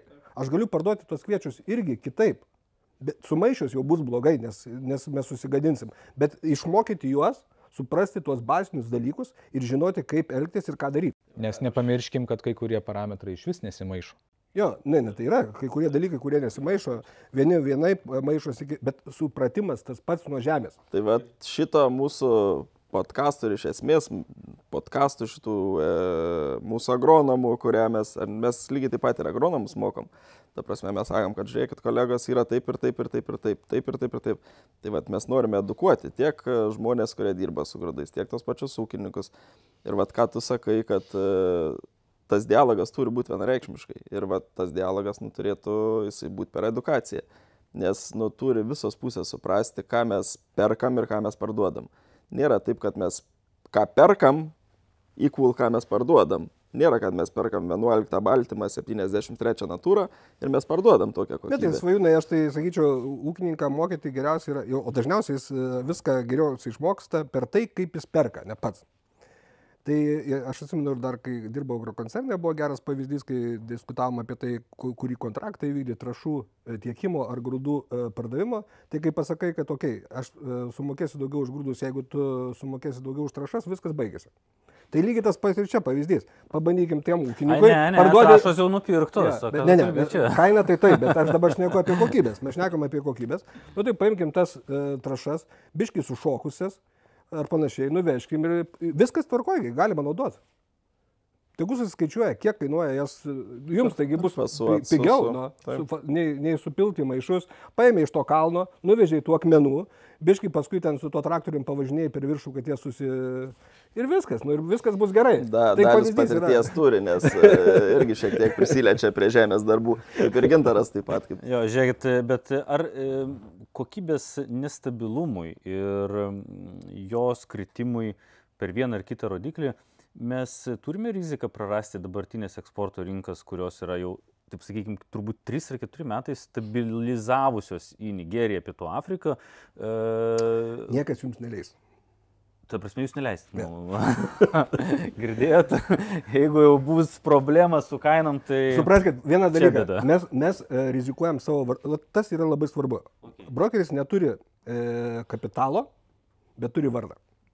Man labai įdomu išgirsti tą situaciją, kad ar mes galime būti ramus Lietuvoje, užauga 5, 10, 15 milijonų tonų grūdų, kad mes turėsime tą stabilų išplaukimą grūdų, nes vartojimo padidėjimas lokalioje rinkoje Lietuvoje, jis yra sukomplikuotas labai stipriai, nes tai reikalauja milžiniškų investicijų, kad mes suvartotume bent 50% užauginamo derliaus. Milžiniškų investicijų. Ir labai geografiškai nepatogus. Taip. Tai mūsų turbūt ir lemtis yra tokių kaip Lietuvos žemės ūkio sektoriaus didžiąją dalį derliaus eksportuotų. Kad jie eksportuotų, turim turėti rinkas. Tai vat jūsų rankose rinkos. Kai aš sakiau, kai neleisim, tai aš turėjau omeny paprastą dalyką, kad, sakau, mūsų vardas yra labai svarbus ir labai svarbu, aišku, kad mes turim klientus pardavėjus, bet svarbu neprarasti pirkėjo. Ir tu negali jam atvesti bet ko ir bet kaip. Jeigu šiandien dienai aš matau, kad rizika yra nupirkti iš Lietuvos ir bus problema, tai aš geriau sakysiu, klausyk. Vat jeigu nori, tai pirk, bet tada neverk, kad kažkas buvo blogai. O jeigu ne, tai geriau sumokėk 1 eurą brangiau, arba ta pati kaina, bet bus kitoje vietoje, bet aš ten žinau, kad viskas yra gerai. O iš kitos pusės jūs, neleisiu, kad jūs atsipalaiduotumėt ir eitumėte iki to, kad visa tai būtų davęs tai iki to, kad nebūtų gėda niekam. Tai Svajūnas labai gerai žino, mes pabendraujame ir naktim, kai kraunam tos laivus. Viską būna. Dalius teisus, nes kai pirkėjai klausė, jie klausė regionais ir sakykime, kokia tavo nuomonė apie estiškus, latviškus, lietuviškus, lenkiškus. Ir tie klausimai būna derliaus pradžioje, ypatingai labai dažni ir reiklus, paaiškinti, kodėl taip arba kitaip. Ir mes negalim sakyti bet ko. Mes tikrai turim tikėti to, ką mes sakom. Aš žinau, kad jūs netgi prašote kartais mėginių išsiųsti kažkur tai kažko. Taip, nes mes būsimoje ir patys tyriamės, sakykime, vienas dalykas, kad mes siunčiam pirkėjam tuos mėginius, bet mes ir patys siunčiam į laboratorijas kiekvienais metais į tą pačią ir tyriam ir lyginam tuos pačius. Kad suprastumėt patys, su kuo dirbate. Kaip atrodo tas šių metų derlius, ar ne? Tai va tie tikrai klausimai yra svarbus ir mes tikrai niekada neleisim kaip pasakyti, negalim savo leisti. Pirmiausia, tu turi jausti, aišku, tas kokybės, jeigu pas tave yra gerai, pas kitą blogai, tai iš karto turi reaguoti į tai ir žinoti, kur ta kaina atrodys kaip. Nes jeigu Rusijoje yra blogai, pas mus gerai, tai automatiškai mes gausim didesnę kainą.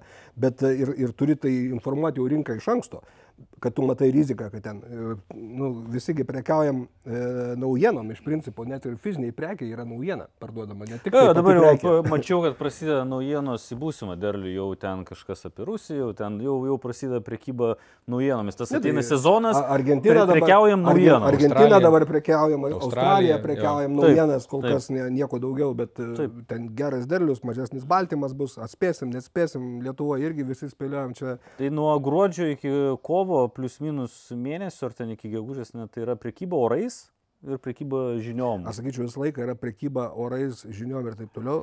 Gal kokią Liepos, rūpiučio mėnesį vis tiek daugiau jau fakto mes turime, kokia ta kokybė, koks derlius, kokia. Nelabai. Kada buvo asociacijos šitas renginys? Liepos, man atrodo, ten kažkas. Visi jau viską žinojom. Žinai, kiek pasikeitė kaina per 10 dienų? Šiemet išimtis, šiemet labai parodė. Mes prieš 2 metus jau ir derlių turbūt buvom baigę 25 Liepos Lietuvoje, šiemet dar net nepradėjo. O tada buvom dar nepradėję. Jo, šiemet metai absoliučiai yra radikaliai kitokie. Ir kai mes šnekam apie visus šitus dalykus, žinom faktą, taip toliau, mes niekad nežinom fakto, todėl kad statistika ir suskaičiavimas yra toks sunkiai įgyvendinamas dalykas. Ir vat, kaip pavyzdys, Lietuvoje turime kažkokią statistiką, kurios aš, jeigu sąžininkai nelabai žiūriu, apart to, kad plotą žiūriu, nes plotas tai yra deklaruotų pasėlių duomenys. Vienintelis parametras, kuriuo gali tikėti. Jo, o visa kita, ir tai dar ne visur, bet Europos Sąjunga... Bet daugiau mažiau atitinka. Dabar jeigu tu šneki Rusijoje, jo nežinai. Jeigu tu šneki Amerikoje, galbūt žinai. Bet visos tos statistikos, kurias mes pardavinėjom, nes ir pirkimas šiandien grūdų priklauso nuo to, kiek mes suprantam, jų užtenka ar neužtenka. Ir ar tokių, kokių reikia, užtenka ar neužtenka. Šiandien trūksta labiau pašarinės, arba netrūksta pašarinės, ar pakankamai turi žemos kokybės, kad užpildyti pašarinių poreikį. Vieną dieną atrodo, kad jų yra labai daug, ar rytojos atsikėlus, kai pradedi viską dėlioti, pasirodo ne. Ir jau pažiūrėkit, šiandien spredas skirtumas tarp pašarinių ir maistinių pasidarė juokingas. Juokingas. Daugiau kaip 10 eurų, bet nedaug daugiau. Ir praktiškai šiandien dienai, jeigu gerai galvoti, nereikia maišyti tų grūdų. Geriau gauti geresnę kainą už tuos gerus, biškį mažesnę už tuos blogus, bet vidurkė tai bus tas pats, bet tu galėsi parduoti. O dabar sumaišom produktą, kurio negalim parduoti. Taip. Ir dar aš žinau, terminalė stovi grūdai su 75 natūra. Sako 14 baltymas, bet kur jį iškišti, jeigu jų kaina yra kaip pašarinė? Tai man vakar skambino vienas klientas, sako, atvežiau vieną mašiną labai gero, 80, iš tikrųjų geri 15-likiniai, 30 glitimas, 7-8 natūra ir sako, vieną turiu biškį tokią skistoką, bet sako, jeigu sumiksuotume, tai būtų normalu. Pasižiūrėjau, sakau, sorry, bet 73 natūra, man tai negeras grūdas, sakau, aš negaliu tau nieko daryti, bet čia tokios paieškos... Tai dar 73-80 dar galima protų suvokti, gerai, kai jis neprašo 180 gritimų sumaišyti su 300 ir sakyti, kad čia viskas bus gerai. Yra ir tokių. Čia yra tas momentas, ką Gintaras paminėjo, tai yra tokie parametrai grūduose, kurie negali sumaišyti, nes kritimo skaičiaus tu negali sumaišyti 108 su 300. Nes kritimas yra bomba, ta prasme. Vienas grūdas geram grūdė gali sugadinti. Ir 10 000 sugadina ir labai nesunkiai. Eksportas, aišku, saugosite eksporto rinkas, turėsim kur eksportuoti, smagu girdėti, pažadas įrašytas, bus visą laiką internete. Lietuvos lokali rinka. Mes nesam tokie turbūt užaugintos produkcijos vartotojai, kad lokali Lietuvos rinka galėtų diktuoti kainodarą arba pirkimo kainas. Turbūt vietiniai gamintojai, malūnai, kurie mala, gamintojas Panevėžy, jie atsispiria greičiausiai nuo FOBO. Ir tą kainodarą skaičiuoja šiek tiek palankesnė savo. Gamintojui būti Lietuvoje, kažkuris iš jūsų sakė, yra patogu. Žaliavos daug. Mes šnekėjom Žaliavos požiūrį yra patogu. Mes šnekėjom prieš tai su jūs tai su tavim, kad kol kas esi daugmaž šiltnamio sąlygom, nes jeigu turim 9 milijonus kviečių, iš kurių tik tai 2 geri milijonai naudojami, tai Gyventi žemė. Gali savo atsirinkti. Svarbiausia, neužmigti ant laurų ir viskas bus gerai. Bet gamintojo matematika turbūt skiriasi nuo sakykime, nuo traderio, nes vienas dalykas, kad gamintojas žiūri vis tiek produktą, kurį jis pagamina ir kurį jis gali parduoti ir tada, aišku, bando nupirkti žaliavą kuo pigiau, ar ne? Tai va toj vietoj jam yra dėkingos sąlygos, nes yra pasiūla labai didelė, ar ne? Bet matai, yra problema ir turbūt ta problema yra, aš bent jau mačiau pašaruose, ta problema, panaši problema yra ir miltuose, visi tie kontraktai, kuriuos jie padaro, pardavinėdami, ne? Jie nėra taip back to back. Arba, va šiandien aš nupirkau kviečius ir pardaviau tą pačią dieną miltus. Taip nebūna. Jie būna į priekį. Dažniausiai nupirkė, pardavė, tiksliau galbūt. Jie niekas nenori rizikuoti daugiau. Dabar miltus, kiek aš girdėjau, nedaugiau perka kaip 3 mėnesius į priekį. Taip standartas. Anksčiau buvo ilgesniam laikotarpiu, dabar trumpiau.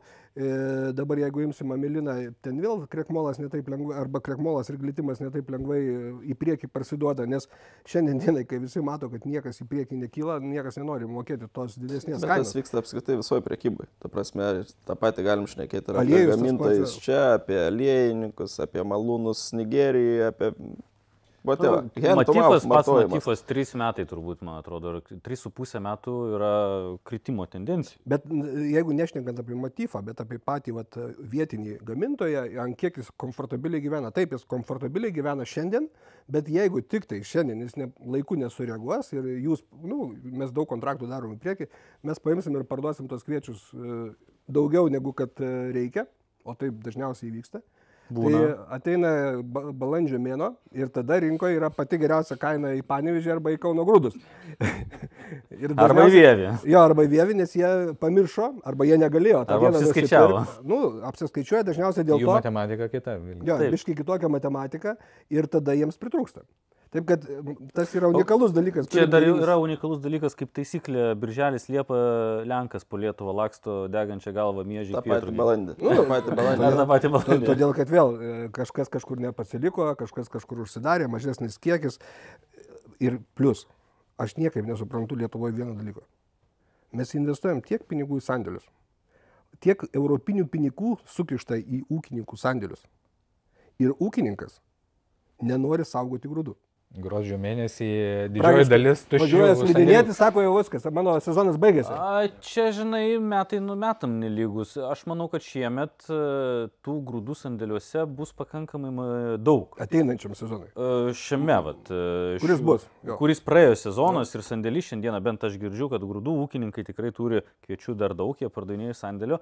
Praeiti metai, man atrodo, prekyba aktyvi baigėsi, tokia intensyvi prekyba baigėsi vos ne sausio, vasario, kovo mėnesį 25 metų, čia praeitų sezono. Už praeitų metų mes turbūt stipriai pirkom iki gegužės mėnesio. Drąsiai galiu pasakyti, kad pasiūla buvo... Tai ne visi sandėlių turėtojai išsiparduoda rūpiučio mėnesį. Ne visi. Bet šiais metais jūs tai labai daug parduota ir to vadinamo egzervės. Jo, drėgmės akcentas čia buvo labai stiprus. Tada sakyčiau, kad tuos pardavimus ūkininkui labiau lemia, kodėl jie saugoja. Iš neturėjimo jau galimybių. Tai tada, kai jau viskas yra užkišta, kai gal ta kaina nepatogi, tai tada jie biškį ilgiau laiko. Bet jeigu galvot labai paprastai, kad aš iš saugojimo gaunu pajamas, pardaviau ir saugoju pas save ir man kapsi kiekvieną mėnesį, kaip pavyzdys, po 1 euriuką, taip niekas nenori. 1 euras niekam ne pinigai. Daliau, kadangi tu su šeima šiek tiek ūkininkaujat, aš tau galiu pasakyti, dabar yra geriausias metas parduoti 26 metų derlių su pristatymu 27 metų sausį. Taip, va čia būtų 100% sutinku. Tas, kas turi galimybę saugoti. 24 eurai skirtumas tarp Matyfų, kas tau šiandien gali sumokėti 1% palūkanų. Taip, čia yra... Niekas. Reikia turėti sandėlį ir daugiau nieko. Bet tada prasideda. Aš nenoriu, vabalai, ventiliacija... Čia dar ne tokios problemos. Tos problemos vabalai, ventiliacija prasideda tada, kai jau grūdas žiūri tavo kiemą.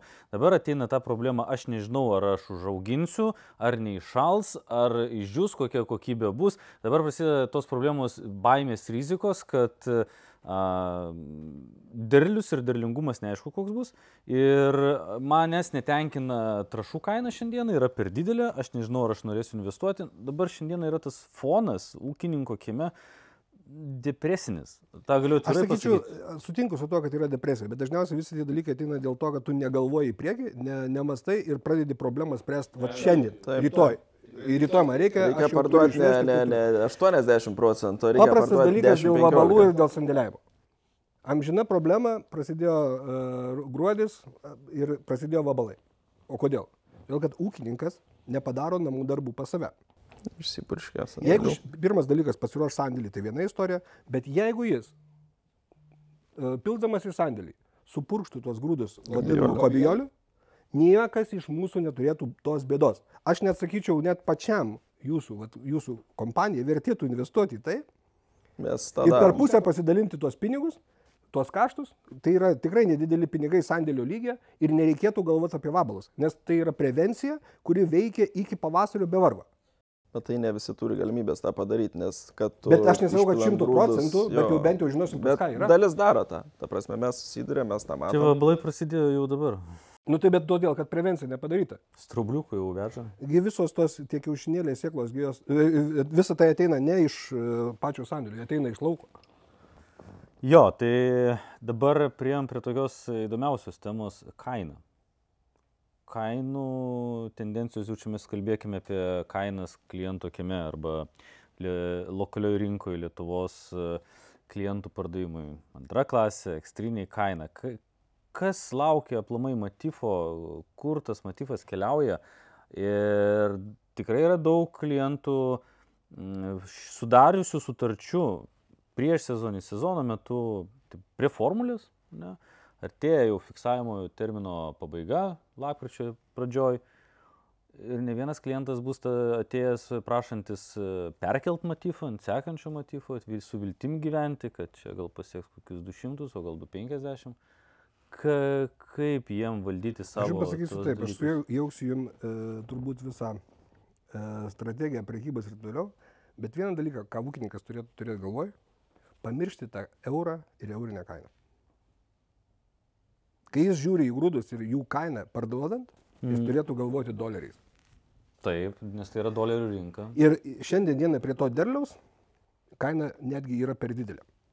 Kodėl? $230 spalio mėnesį istoriškai tokios kainos būdavo tik tada, kai būdavo problemos. Nėra derliaus, nėra kokybės, yra kažkoks konfliktas, logistikos problemos. $200-300 šiandien dienai net ir amerikiečių nebloga kaina, o argentiniečių labai gera kaina, į australų irgi yra normali kaina ir rusų taip pat. Mums yra bloga dėl valiutos kurso. Valiutos kursas mus žudo. Valiutos kursas šiandieną sudegęs yra šiaip tokiu, jeigu būtų prie tokio balanso kviečių, kurį mes šiandien turim, ir kukurūzų, kurių mes turim, mūsų kaina turėtų būti apie $190. Ir tai būtų istoriškai teisinga kaina. Bet kadangi mes turim valiutą, mes turim energetiką iškreiptą, o per energetiką ateina trąšos, tai mes sėdėm tarp tų žirklių Europoje, suspausti, turim cypti, kentėti, bet pati kaina grūdų yra gera doleriais. Nes aš atsimenu... Žiūrint iš pasaulinės... Mes kai diskutavom, atsimenat birželio pradžioj, kaip aš jūs įkalbinėjau, kad už $240 reikia parduoti kviečius. Vienintelis momentas, kuris buvo negeras tuo metu, kai Rusija prasidėjo tą problemą dėl kokybės, visi išsigandom ir puolėm pirkti. Ir tada sustojom. Bet jeigu būtume protingai padėlioję ir pardavę iš $240, žiūrėdami dolerinę kainą, pašeidinę tą kainą gerą. Mes negalim parduoti brangiau kaip $230, nors išaugo, o žemesnė kokybė žemiau. Ir matyt, kad neparduosim, nes Argentinos kviečiai kiek? $220-225. Bet problema nepamirškite ir tai, kad pernai ir lyginant šių metų derlių visoje Europoje, tai mes turim plus 22-23 milijonus papildomų kviečių. Šito derliaus mes turėtume dar mažesnę turėti kainą. Taip. Tai kainom paprastai šnekant spaudimas išliks. Reikia žiūrėti į dolerinę kainą visą laiką. Aš sakyčiau, kad gal dabar stabilizavosi ta kaina. Tai nėra trigerių nei labai, kad ją numuš žemyn, nei kad ją labai kažkur tai pakelt. Nėra kažko nesimato. Euriniai kainai daugiau turės įtakos valiutos kursas, negu kad kas nors Nu, kitas. čia jau yra labai daug Logistika politika. labai daug lemia. labai Jūs praisina. pažiūrėkit, Fraktas į Ispaniją prieš 3 savaitės buvo 20 eurų, dabar 27 ir jau 7 eurų nėra. Taip. Ir labai praisina vėlgi dabar rinkos tą kažkokį karo faktorių, nes, eskalacija tai nesibaigia. Lygiai tas pats ir doleris, priežastis tikriausiai irgi įtakotos politinės, tas ir vyksta ir manau, kad tas karo faktorius, duok dievė, kad tas karas iš greičiau pasibaigtų, bet, žiūrint ir matant visas tendencijas nepanašu, tai manau, kad tas faktorius labai didelį įtaką irgi darys.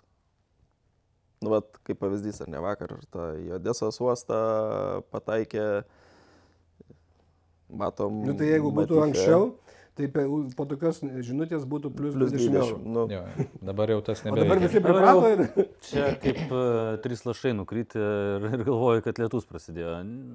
Pripratome per tiek laiko, per tiek metų prie...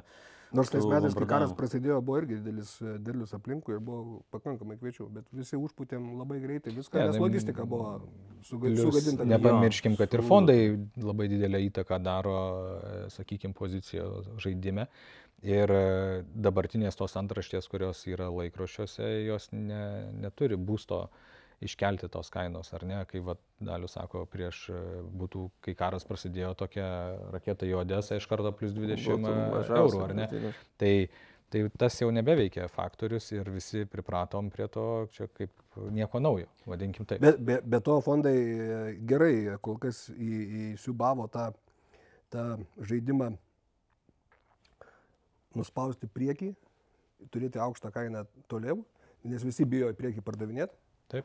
Tai jie nuspaudžia apačią, po to perina į kitą mėnesį, pasiima tą tarpą vietoj to pačio ūkininko ir viskas, nes ūkininkas jis neparduoda, jis bijo. Tai kai jie bijo, tai parduoda už juos fondas. Ir lygiai taip pat po to fondas nuperka iš jų. Taip. Fondas, iš tikrųjų, fondai labai didelę reikšmę daro. Funkciją, veterinorius. Vienas didžiausių žaidėjų iš tikrųjų ir turbūt lakmuso popierėlių šiandieną yra fondai, kurie ir įtakoja tas kryptis taip, kaip jiem norisi arba taip, kaip jie įsivaizduoja. O jeigu dar pagalvosi, kad, ir tikrai netgi nereikia galvoti, yra faktas, 70% visos tos prekybos yra kompiuteris, programėlė, Tai aš sakau, kaip mes sakom, antraštės. sistemėlė, o ten yra antraštės. Taip. Tengi nesigilina į straipsnį, ten skaito tik tai antraštę. Aš irgi buvau nustebęs, kad 70% biržos prekybos sandorių yra kompiuterio. Šiai dienai jau Žmogus taip. neįtakoja. Yra algoritmas. Dirbtinis intelektas? Algoritmas, paprasčiausiai Tai parašytas. AI pakurtas ir jis skaito antraštės, yra daug labai informacijos. Čia didėjai JP Morganai, ar čia šitų? Visi jie turi. Ir jie. Ir šitie turi. Šitos. Jie neturi kaip bankas pats tiesiogiai, bet visą tai yra... Aš suprantu, Susiję viskas čia. didieji vardai, kurie valdo tos. Šiandien dieną, jeigu norėtumėt, Linas Agro irgi galėtų gauti tą sistemėlę, Ai, gal mes parašytų modelį apsiribokim žemės ūkio, pagal nereikia. jums kaip reikia, yra dabar jau tie, kurie siūlo tas sistemėlės. Panašu, kad nepigiai kainuoja.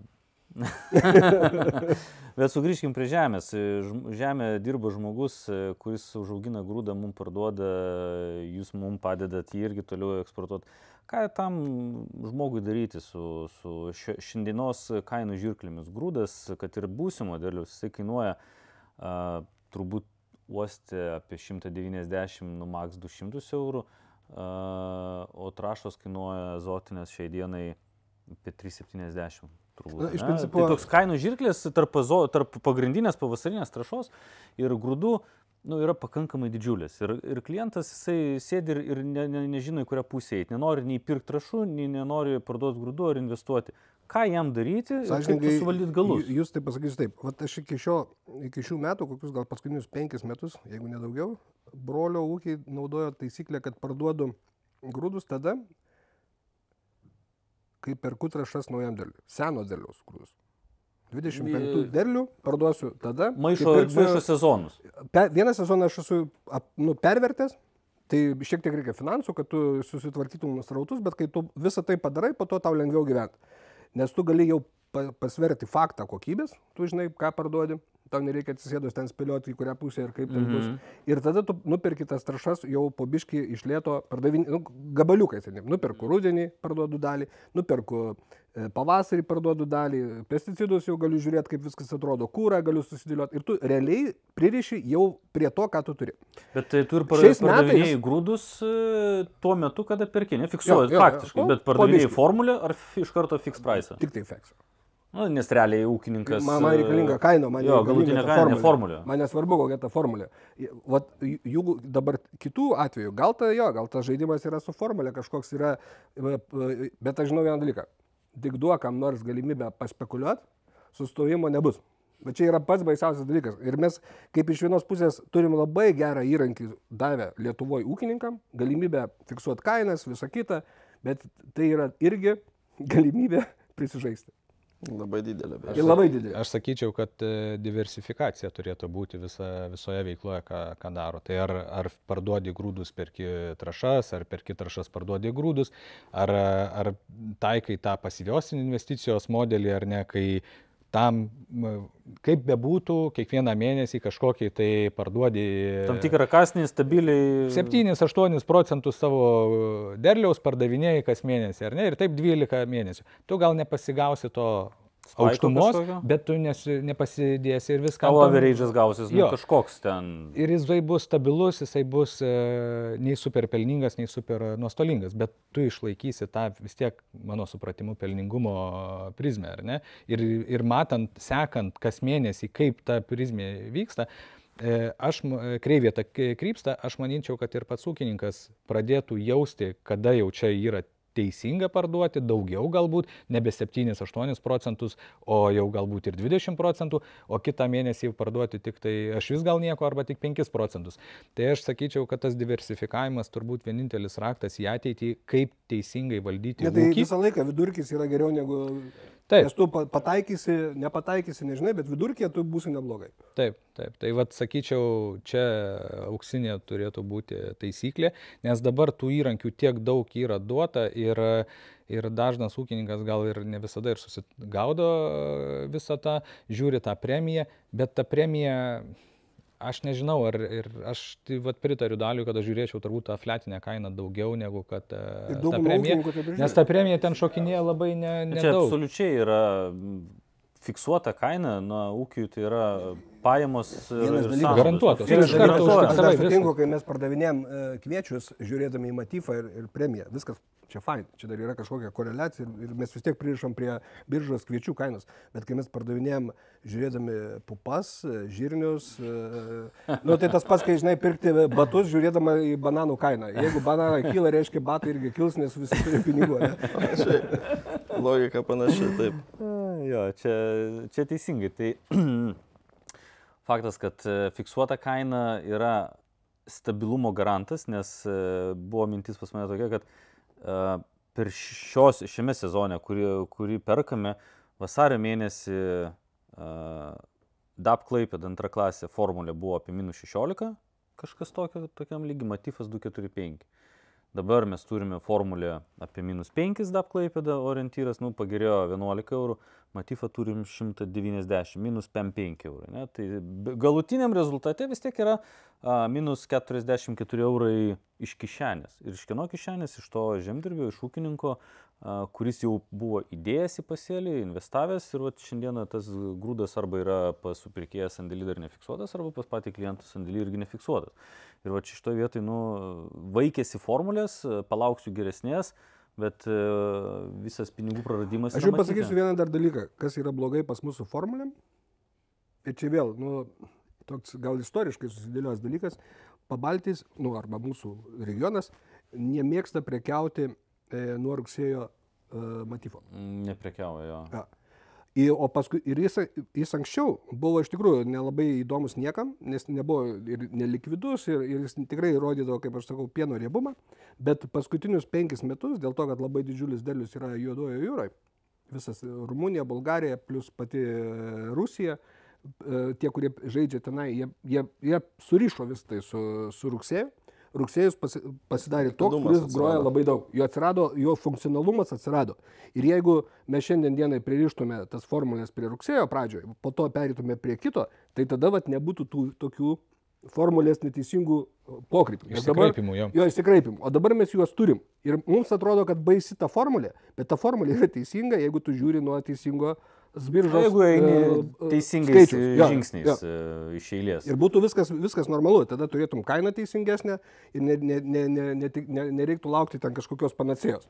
Bet aš vis tiek manau, kad ūkininko lygyje tai turėtų būti vis tiek fokusas didesnis į fletinę kainą, į fiksuotą kainą, o ne žiūrint, nesivaikant, kaip tu sakai, tos geresnės premijos. Ir vienintelis vaistas, kaip aš matyčiau, tai būtent ta pasyvi investicija. Stabilų sprendimų ir rezultatų pasiekti. Šiaip formulė, jeigu mes šnekame pačios formulės, kodėl jos būna aukštos arba kodėl jos būna žemos. Jeigu tu fiziškai negali parduoti grūdų, nes kaip yra formulė Prancūzijos biržoje arba Ruane. Tai yra matyfas to mėnesio plus 6 eurai ir tai yra pakrauta į laivą. Tai paimi prancūziškus kviečius, 11 baltymą, pridedi 6 eurus ir tai yra gruodžio kaina, kaip pavyzdys, jeigu dabar gruodžio imtume. Dabar jį likvidė už tą kainą ar ne. Ir kuriuo laiku jį pasidarys teisinga ar ne. Šiandien dienai, kadangi tų grūdų yra labai daug, tai jį tikrai bus teisinga. Tik tai, kai priartėsim prie delivery. Ta prasme, kai tas, kuris pardavė, nepirks atgal, o atveš fiziškai. Tada tas, kuris nusipirko, jis bėgs nuo tų grūdų kaivelnės nuo kryžiaus, nes sakys, taigi aš jų paėmęs fiziškai, nes man priversios pasimti fiziškai, neturėsiu kur padėti. Tai aš turiu parduoti tą biržą ir tada ieškoti, ką daryti toliau. Tai pridėjus 6 eurus, tu turi 11 baltymo kainą. Ir tada klausimas, yra premija už 12,5? Jo, Prancūzijai. Tada pridėjus baltymo kaina, kuri rinko yra ten 5 eurai, 6 eurai, tai priklauso nuo tiek, kokia pasiūla kokybės grūdų yra, tu matai, kiek kainuoja kita kokybė ir tada atmeti logistiką. Jeigu iš Paryžiaus yra iš Ruano plaukti į Maroką yra, kaip pavyzdys, 20 eurų, tai iš mūsų greičiausiai bus kokie 24. Tai reiškia, mūsų kaina turi būti 4 eurai žemesnė negu iš tenai. Ir ta tematika yra labai paprasta. Pasiūla, paklausa, kokia yra birža ir tas mėnuo. Bet kadangi mes turim tarp tų gruodžio mėnesio, rugsėjo mėnesio, gruodžio ir kovo yra tarpai, per tą laiką yra svyravimai. Jie būna biškai mažesni, didesni priklausomai nuo poreikio. Ir aišku, jeigu fiziškai trūksta grūdų, tai birža gali rodyti vieną dalyką, o formulė gali būti didesnė, nes tam, kuriam reikia, jis mokės bet kokią formulę, nes jisgi nesumals biržos. Matai, dar paskui formulėje atsispindi ir kokybinė. Tai kokybė, sakau. Šiemet, kaip Šiaurės Europoje yra to baltymo perteklius, tai mes ir matom susitraukusį spredą tarp klasių, ar ne? Vadinkim taip, nes už tą geresnės kokybės grūdus nėra tikslo mokėti, nes jie visi yra geresnės per vidurkį. Tu gali lengva ranka bet kur nusipirkti. Taip. Paprastai pasakyti. Ir kai tie patys malūnai, kai verkia, kad nėra kokybiškų grūdų, iš principo jie patys visą tai kartais sukuria. Ir ūkininkas irgi nėra toks lankstus mechanizmas, kad jis greitai pakeistų savo mąstymą iš vienų į kitus per vienus metus. Tai jeigu jis pakeitė veislės, jeigu visą tai susidėliojo, jis perka dažniausiai tą sėklą ne vieną metą, netaip lengva grįžti atgal. Ir kai prieš 5 metus visi sakė, tai man nereikia daugiau, aš 5 eurai maksimum galiu mokėti, tai susiformavo nuomonė, kad nesvarbu ta kokybė, kai bus, tai bus gerai, tik 5 eurai. Po to, kai atsirado 30 eurų, o dabar visi sako, reikia auginti tik tai tokius. Bet supraskim, 30 jau yra ekstremas. Tai prie 30 geriau parduoti ir auginti kaip visą laiką, negu kad ir galvoti, kad aš gal gausiu. Jo, bet ką sakai, Daliau, tai labai irgi svarbu suprasti tiek ir augintojai, kad tie kainų skirtumai kiekvienais metais yra įtakojami pasaulinės rinkos. Tai yra apskritai pasaulinio balanso. Jo. Ne lietuviai, ne latviai, ne estai, yra pasaulinis balansas, ką mes prieš tai šnekėjom. Kanada, ne 15,5. Jinai, kaip bebūtų, naivu, bet pigesnė. Ir geresnė, ir pigesnė. Nežinau, kas čia dar. Nigerija dabar suvalgė per 2 mėnesius. Bet matai, mes amerikiečiai užkišo Nigeriją ir mes sėdėm ir laukiam, kaip ten viskas baigsis. Mes labai irgi didelę klaidą darom, net ir dabar aš pagavau, kad mes kalbėdami vėl nueinam į tą, kai sakom apie baltymą, ne, aukštesnis baltymas reiškia lygų aukštesnė kokybė. Tai tikrai netiesa. Ir šalia visi esantis kiti rodikliai. Va būtent, tai ką mes prieš tai šnekėjom apie saiko svorį, ar arba ten glitimą, pačią energiją grūdo, ar ne, kaip sveikai jis užaugintas ir kaip sveikas pats grūdas iš savęs yra, tai yra ne ką mažiau už baltymo kiekį jame. Ir dažnu atveju netgi tai yra svarbiau. Nes pirkdamas, sakykime, ir tą antrą klasę, kaip čia vadinam Lietuvoje, ar ne, bet pasaulinėje rinkoje mes sakom 12,5, jeigu bus mažos energijos, tai irgi jinai niekam nereikalinga, arba tai jau bus traktuojama kaip pašariniai. Taip pat ir su tuo 15 gali turėti baltymą ar 16 tą baltymą, bet visi kiti parametrai bus žemi, tai vėlgi yra blogai. Tai aš sakyčiau, kad vėlgi grįžtant prie to klausimo apie ūkio sėkmingą ateitį, dar kažką, tai aš sakyčiau, kad reikėtų irgi ūkininkui orientuotis į teisingų veislių parinkimą. Veislių ir pati visa filosofija ūkininkavimo. Negalima visko pastatyti ant vienos kortos. Čia tas labai svarbu. Nes tu vieną dieną galvoji, kad aš auginsiu tik tą veislę, kitą dieną tik tą veislę. Jeigu tu sudėliosi ir pas save, kad dalis tų grūdų tikrai pas mane, aš net nesistengsiu jų pagaminti 14 baltymą. Jie bus labai geri ir 11, bet jie bus būtent tos veislės, kuri tinka sausainiam kepti, bet aš juos atskirsiu atskirai, aš gausiu už juos premiją būtent... Nueisi ten, kur reikia, pasakysi tam, kur reikia. Arba gausi didesnį derlių 2 tonom, aš ten įdėsiu mažiau galbūt azoto, mano rizika bus mažesnė, kad jeigu suguls, tai vis tiek aš nieko blogo neprarasiu. Tu gali sudėlioti, kad viena veislė gali būti ir pašarinė. Tų pašarinių grūdų vis tiek reikia. Ir jeigu jie yra 2 tonom derlingesni, tai skirtumas tas, kuris šiandien yra rinkoje, 2 tonas yra kiek pinigų? Grubiai 300 eurų, ne? Jeigu mažiau dar reikėjo įdėti. Jo, viskas yra gerai. Kodėl danai gyvena iš 9 baltymų? Todėl, kad gauna derlių. O trašų ten yra apribojimai. O trašų apribojimai yra, jo. Ir kiek azotinių trašų galima pilti. Ir pavyzdžiui, netgi už kai kuriuos savo kviečius, jeigu jie dar biškai padirbėtų su marketingu, atskirimu, tai dar būtų daugiau pinigų, nes jų tie kviečiai biskvitiniai yra geresni negu amerikietiškai biskvitiniai ir į tą Nigeriją galėtų vežti, bet kadangi visą tai submala vėl į vieną krūvą, tai po to tas, kuris biškai gudresnis, tai nuperka tą laivą kaip pašarinius, o realiai padaro iš jų gerus sausainius. Nes jie yra geri, tik tai neatskirti. Galėtume turbūt dar kokias 2 valandas šnekėti, nes matau, šią temų turite ir ką papasakoti. O, dar jeigu apie vabalus pradedam pasakoti, kiek žalos padarom. Turėtum istoriją, kur reikėjo laivą fumiguoti antrą kartą, ar ne? Ne, aš žinau, kad dažniausiai būna baisiausia istorija, kai sako, radau vabalą, bet važiuodamas į laboratoriją numirė. Negyvas vabalas, ne vabalas. Ne visur. Į Alžyrą negali būti daugiau 3 vabalų per kilogramą. Aš norėčiau pažiūrėti istoriją ūkininko arba jo nuotaiką, kai jo atvažiavusi mašina į uostą prastovėtų, pavyzdžiui, kokias 5 paras dėl kokybės, kol įsiaiškintų gerai, negerai, gali iškrauti, negali iškrauti, taip toliau. Tai vat su laivais tokių istorijų yra tiek buvę daug. Kol tu įrodai, kuris yra teisus, aišku, visa tai yra pinigai. Laivo prastava grubiai $20 000 para.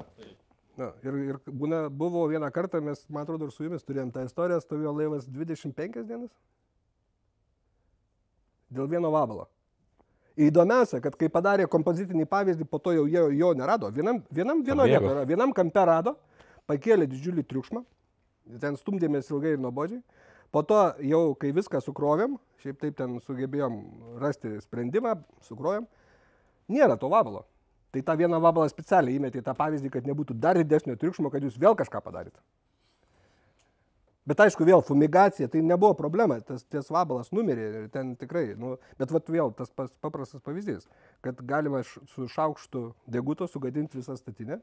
Aišku, o statinė yra didelė. Jo, o statinė labai didelė, triukšmo daug ir lygiai tas pats apie visas kokybės, tai ką mes šnekam apie marketingą, mūsų kviečių žinojimą. Paskleis gandą, kad Lietuvoje yra blogai su kokiu nors ten vienu skaičium, viskas, nuvilnys labai greitai, nes kiti išnaudoja tai kaip galimybę jūs uždaryti. Tai be abejo, yra konkurencija tarp šalių. Jo, konkurencija tarp šalių. Mes labai beje daug darom ir su grūdų asociacija ir mes, visi, kur čia sėdim, mes dedam visą indėlį, važinėjam, po Ženevas, visokias visur ir mes sakom, hebra, mūsų grūdai yra geri. Nepaisant to, kad gal kažkas už tvaros pasakė, kad yra blogi, mes sakom, kad yra geri, mes darom prezentacijas, kviečiam visokius malūnininkus. Svajūnai pats geriausias pavyzdys viso to, kaip šalis gina savo rinką, yra Meksika. Ir mūsų istorija su Meksika.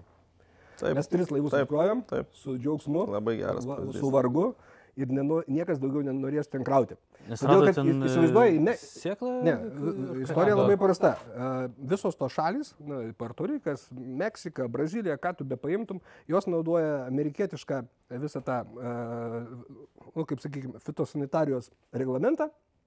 Ir ten, norint įvežti, praktiškai tu turi išrankioti viską su pincetu. Visas piktžolių sėklas. Nes jos visos papuola daugmaž į karantinių piktžolių sąrašą. Ir kaip, kadangi jau čia mes gavom tą vadinamą protokolą, kai tu gali, kaip normaliai, kaip ir Europos Sąjungoje, kai tu važinėjai tarp sienų be ID kortelės, nes tu esi akceptuotas. Tai tas pats yra su fitosanitariniu sertifikatu. Jį meksikiečiai palaimino su mūsų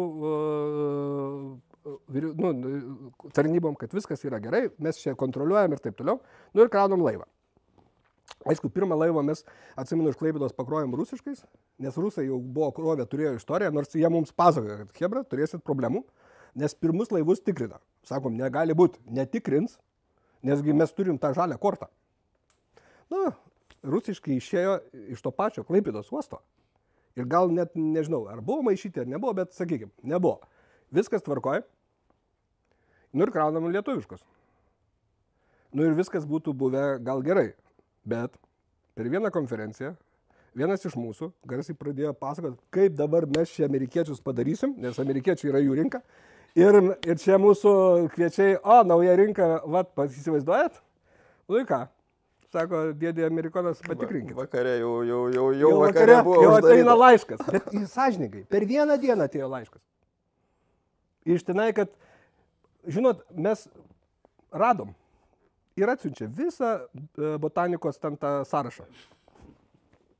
Tas laivas, įsivaizduokit, stovėjo ir po to dar vieną krovėm, man atrodo, tai irgi šiaip taip pakrovėm, išsiuntėm, bet tą laivą pastatė reidą, nuo to naudojo metilbromidą, tipo, kad užmušti tas piktžolių sėklas.